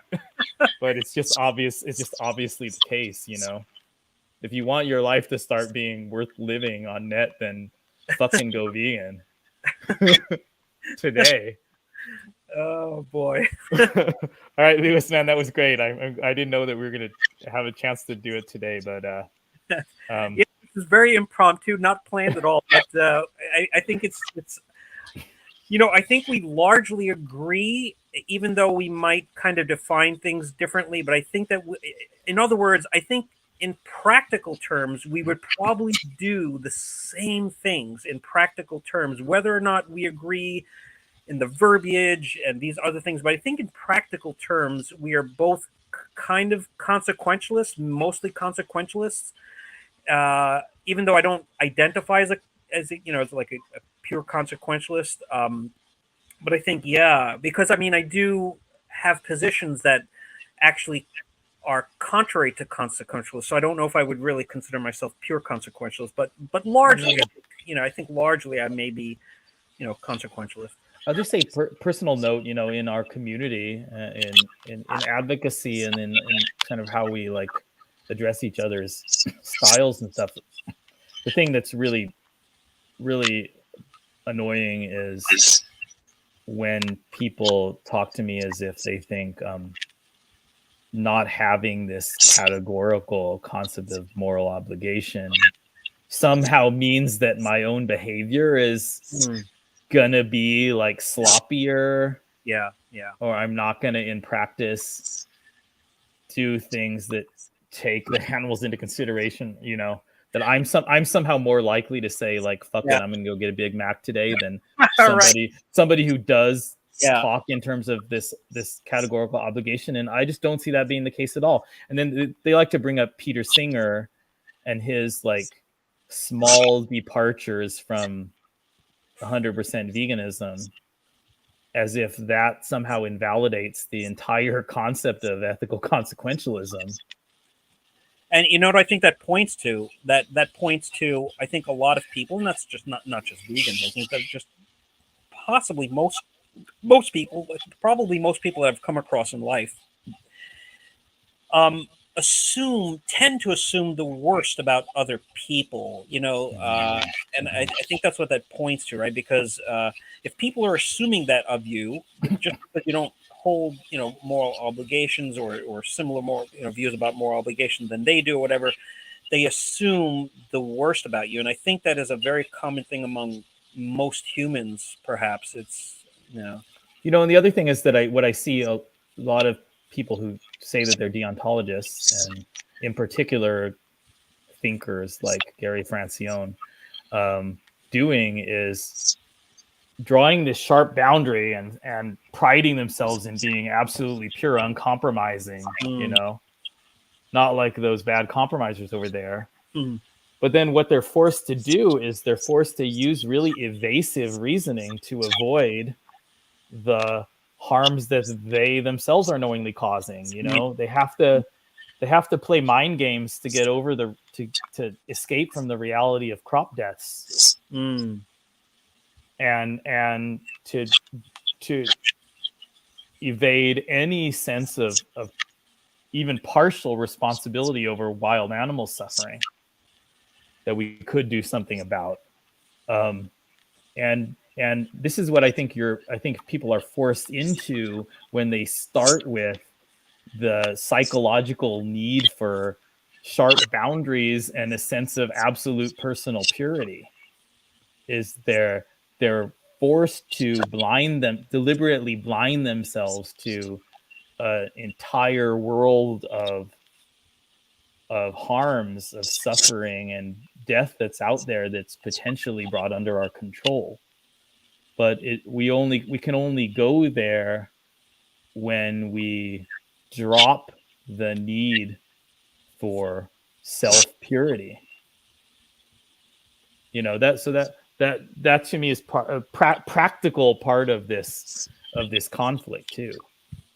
Is that I think this obsession with sharp boundaries and perfectly adhering to the definition and exiling people who you deem impure, which is the Francione method,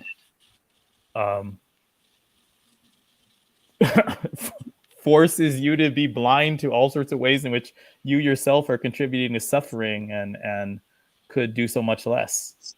Yeah, I do. I think what you're doing is pointing to, and I would agree that there are dangers of having a like purely deontological position, like completely unwavering, and I think there maybe are dangers to that, certainly.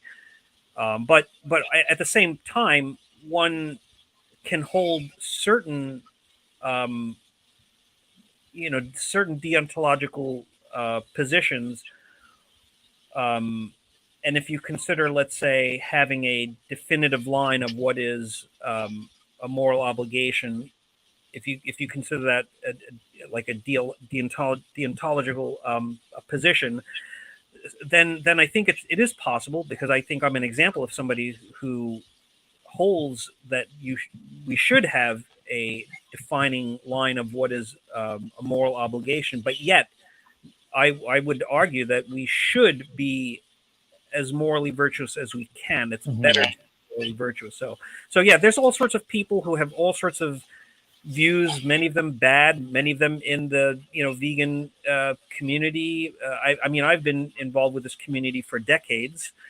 Back from the early 1990s, I went vegan, and I've seen a lot. So I've seen a lot of bad ideas. Just because somebody is a vegan doesn't mean that they are necessarily a overall more critical thinker, or necessarily overall a better human. Well, in of course, in certain aspects, they are of course making the much more responsible choices, and in that sense they're being better, right? But I I mentioned this with somebody, I guess on Jerome's channel, but pretty much all of us that are sitting here and using our free time, engaging on social media with veganism at all or philosophy, we are significantly above average intelligence people relative to the population, right? probably That's just how it is. Like below average and even average IQ people, this is not like the kind of thing that they are inclined to do in their free time. And then even like the people that get on the like street epistemology channels that are on Talking to Earthling Ed or Joy Armstrong or whatever, are probably all above average intelligence people, because they felt like it would be nice to just have a conversation and have it posted, and they could think of things to say. So not just the vegans that are having this conversation, but the carnists that we're interacting with and that we're seeing, we're not representative in that respect. And successful moral movements have to encompass the full range of humanity. Maybe not like the sociopaths and stuff, but they have to encompass people of all different like intelligence ranges and fundamental like personality psychology types, right? And politics, right? Political and politics. Yeah. So and think about a successful moral movement, like the very different attitudes on gay rights from when I was a kid. Probably, you and I could have like a sophisticated discussion of the ethical principles that justify gay rights and acceptance, and the reasoning that homosexuality isn't bad in any significant way. And but then, what is somebody with like an 80 IQ? Like, you're not going to have that full philosophical discussion, but they probably think things like, what somebody does in their bedroom is their own business. That's kind of like a simple thought that works for all IQ levels. And so that kind of thing is important. If we want to save the animals, you can't all be consequentialism versus deontology and all these nuances. There's a lot of people that just need like slogans like "animals are friends, not food," and they just need simple slogans that remind them, and then that remind them of the like visceral videos that they've seen, like Dominion. I'm not insulting people by just describing the reality that there are these spectra of humans in our society, and we need all of them to get on the vegan train. And we ought to keep that in mind a lot more. I think the effective charities probably do. And it's like also, like just making stuff taste good and be convenient I just thought this recently for the first time, but these vegan fast food chains like Ready Burger or Mr. Charlie's or whatever, they've got to have a significant number of customers that don't even realize their menus are vegan. Have you ever thought of that before?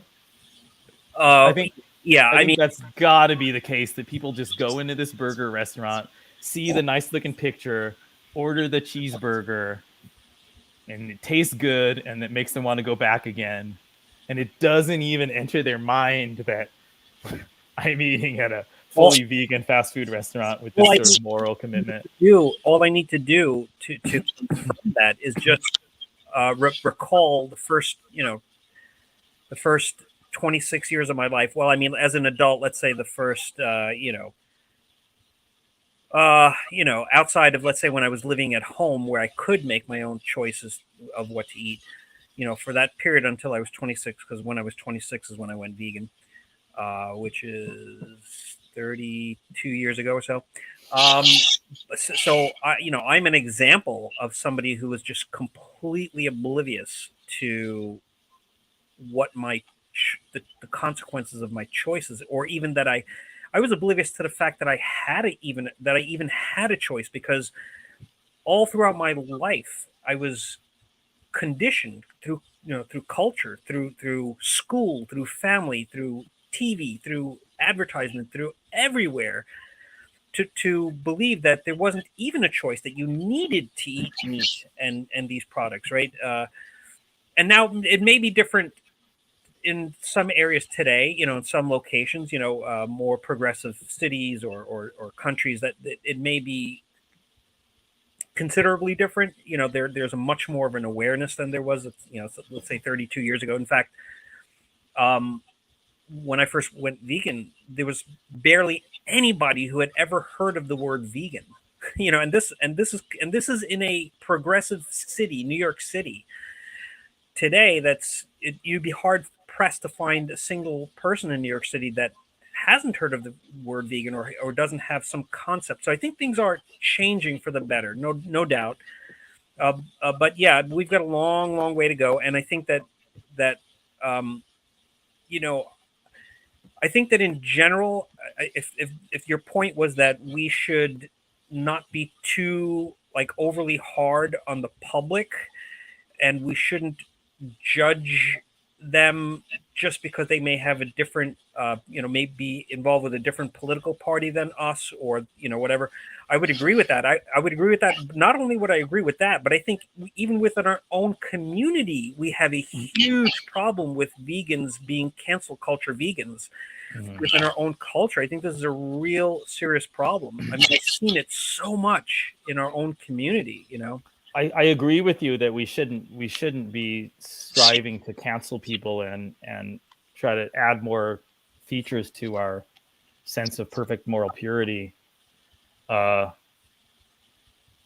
yeah, I agree with that. And I also think we really ought to acknowledge our weirdness, those of us that are mostly having these conversations, in terms of probably high general intelligence, and also probably very unusually high, openness to experience, willingness to change our habits, and not care so much about conformity and other things like that, and our tolerance of conflict, of interpersonal conflict, is probably really high compared to the general population.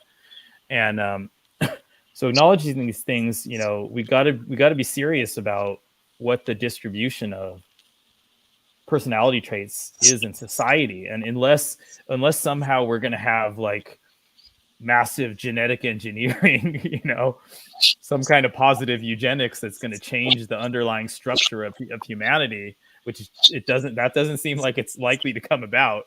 Unless that happens, the societal moral change has got to embrace all of the variation. And so that means that most people are going to continue to be lazy and conformist. When society changed from women not having the right to vote and own property and whatever to everybody basically thinks women have the right to vote and own property. That change did not involve the majority of society becoming radical or intellectually rigorous or understanding the deep underlying moral principles better. That's not what happened. What happened eventually from then to now is that the lazy conformist position used to be that of course women shouldn't be able to own their own property or vote, to today the lazy conformist position is that of course women should be able to own property and have the right to vote. So the main change is in shifting that Overton window of what lazy and conformist people are going to think and do. So the future vegan society, again, unless we somehow genetically engineer the human gene pool, the future vegan society is not going to be one where everybody is a philosophically motivated, like radical activist at heart. The future vegan society is going to be one where the same way that people in the US today think about dog meat as, ew, weird and gross, and dogs are cute. Why would I want to eat a cute dog like my dog? It's going to be a society where people have that same low level of thinking about eating pigs and chickens and cows, that it's just weird and gross. And it's not what normal people do. And normal people eat plant-based things. Or lab-grown meat. Mm-hmm. That definitely is a path forward. I'm going to say two what I think are kind of important points, and you can comment on it. Mm-hmm. The first, let me just say them first, and then you can comment. So the first thing is that, and I've been meaning to say this for quite a while here, is that I appreciate that we can have a civil conversation. Even though certainly at first it seemed like we were on very, very differing footings. I think I cherish platforms that allow us to have to express very differing views without, canceling us or without, assuming the worst about us and that thing. So that's the first important point, and just hold your comment for that. And appreciate Carson too. That's what Carson's doing, and that's why he deserves the title of his channel. The second point I want to bring up is something that actually Jeremy had stated, and I very much agree with it. He says that many people are actually completely turned off by philosophical conversations. So sometimes we need to simplify arguments down to such a basic level that we avoid them. And I think that is, how do I say it? It's that statement could not be overstated. Is really important, because I think that some people in our community think that if you're not having these very complex philosophical arguments, that you're either not going to be effective, or you're not doing the right thing for the animals or something like that.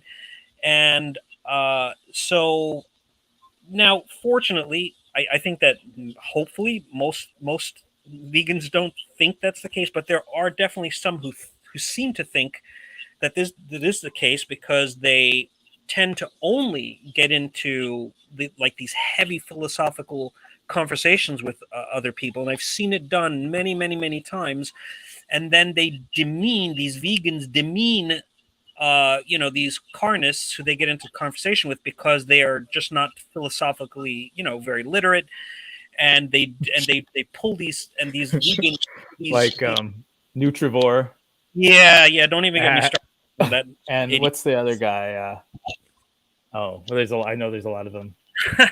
and then this is a very common thing with people like Nutrivore and a number of the other cultish vegan debate bros, is that they'll at the end they'll say, well, you're wrong, because look at most of the people in Discord here, in my Discord, most of them disagree with you, and therefore that implies that you must be wrong, because most of the people that agree with me don't agree with you. And it's just such a shitty, garbage position to stake out.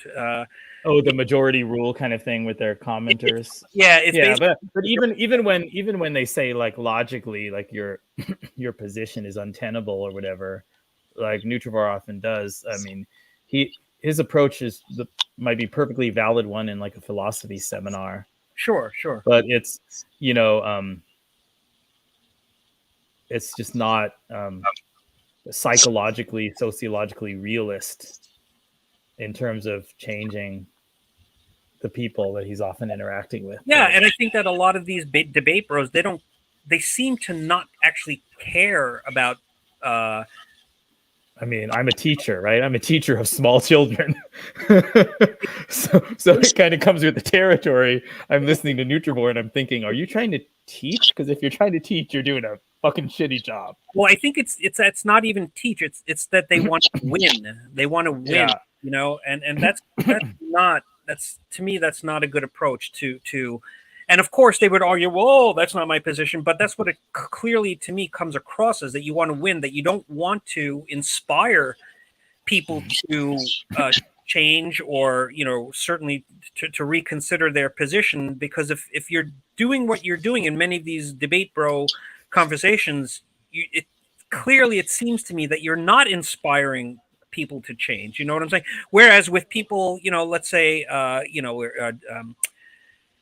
Ed, Earthling Ed, right?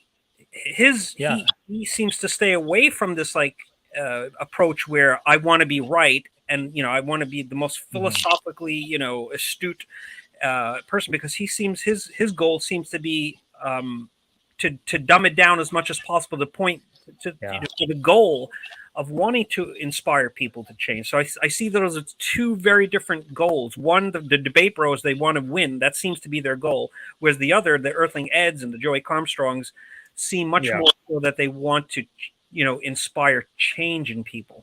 I agree with you that what Ed is doing is the right path for societal change.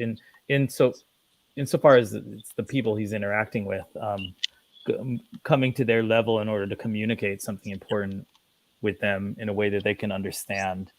But I still think that the people who he's interacting with, the ones we see on camera at least, are almost all significantly above average people, just because they're willing to have this kind of extended conversation on camera.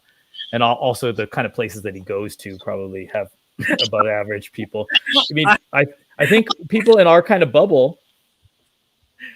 I was going to say, if you've seen some of these conversations. Oh, I know that, but I could think of the one college student, with the short blonde hair. Yeah, I don't think that she is I don't think she is an example of a below average intelligence person.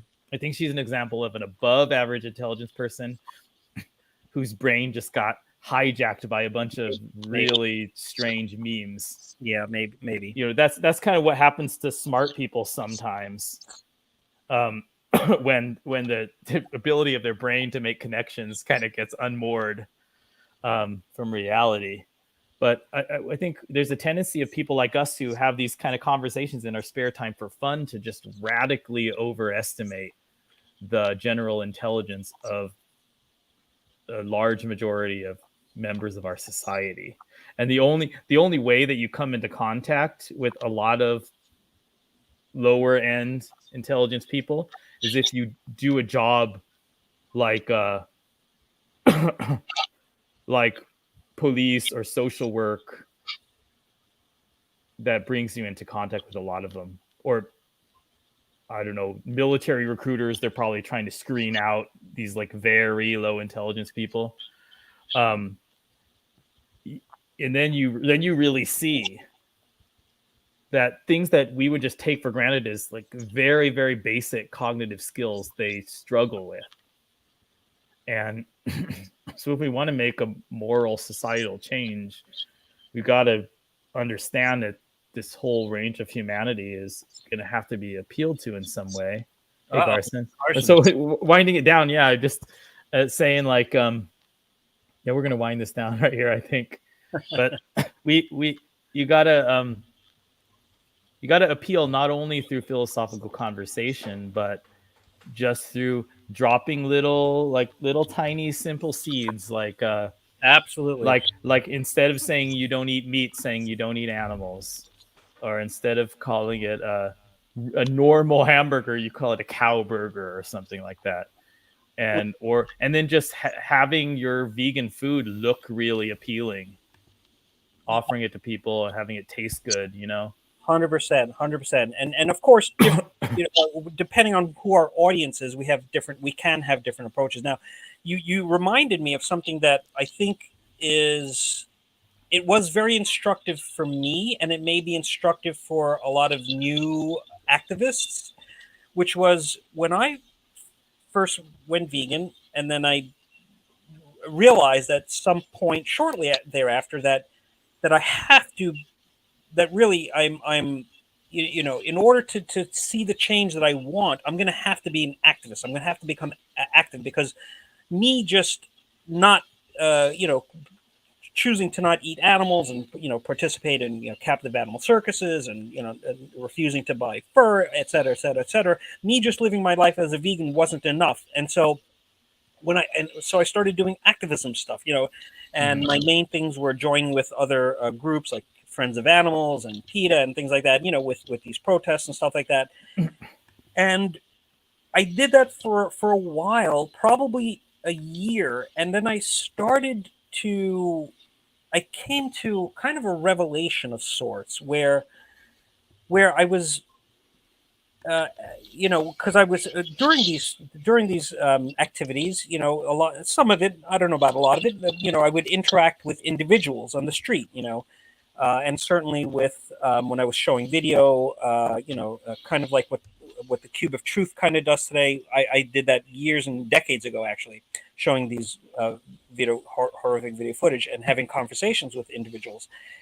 And I initially, for a while, I always came out of those conversations and out of that whole thing still very depressed for the most part. And I realized, I came to this revelation that the reason why is because I believed that my task was to change people, when in reality my goal or task is to inspire change, because I cannot change anybody. People change on their own. I cannot, unless I put a gun to their head and somehow force them to change.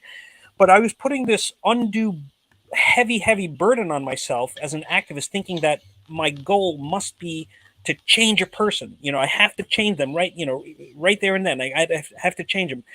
And so I began to view my goal as to be a marketer of compassion, because that's really what I was. That's really the best thing that I can do, is I can market compassion. I can inspire people to change through education, through rhetoric, and through these different, and through showing the videos and that type of thing. So it was a really big burden that was lifted off my shoulders to realize that I cannot change anybody. Right? Because if you have this burden of thinking that you have to change somebody, and most people are not changing, they're not going to change, certainly not there and then, then you're you become like me. You become very depressed, and it's kind of it's self-defeating. And so I think for new activists, maybe that's, if anybody's going through that themselves, I think you should take inventory about what you see yourself as, or what you see your goals as, to realize that your goal is not to change somebody, but to inspire people to change. You know what I'm saying? I don't know if that makes any sense. Yeah, I know Carson wants to say something here, but I'm gonna be really fast, man. Oh. No, I was actually just going to come in assuming that you guys are too nice to make each other get off of here. And I was going to do it for you guys. But no, keep talking by all means. Yeah, I just consequentialism implies that, if you want if you want to mold humanity or human society in a better direction, you got to understand the material that you're working with. It's consequentialist ethics is going to stand and fall based upon the quality of the empirical beliefs that you hold. Just like if somebody literally believes in a vengeful God who sends people to eternal hellfire for being gay and having sex before marriage and stuff, then taking his name in vain, then your conclusions about what it's good or bad to do to people to get them to follow your religion are going to also be really crazy. And similarly, if you have a very false view of human nature, and if you think that all you got to do is shout the logical arguments at them enough, or you think that like fear is a really good motivator for lasting change. If you have these, or another false belief I alluded to recently is if you basically think that all people are the same in their like intellectual and personality characteristics, if you hold those kind of false beliefs about what you're working with, then you're not going to be good at bringing about a better world. So so what you're saying about the effective advocates are the ones that appropriately come to the level that the people they're trying to positively influence are able to process, and then also understanding that the kind of being that a human is not a simple kind of like behaviorist stimulus response kind of thing. There is some dimension of that's relevant, but humans overwhelmingly react with resistance to a feeling of being coerced. I'm going to mute Lewis's echo while you finish what you're saying real quick. We had good sound for so long. It's strange how it was working. I had it bad for a little while. If he plugs in his charger, it makes it happen, and so the phone might be down. Well, maybe we should cut it off there unless you feel like you needed to finish something. Okay, so I'm looking forward to going back and listening to that because I didn't get a chance to hear any of it. But maybe you guys can do a follow-up once you've both had time to sit and think of each other's thoughts and whatnot. But you guys are always more than welcome to come on the channel and talk with me here or not here. Just let me know whenever you guys want to do it. Sure. The one thing that I think I could say firmly that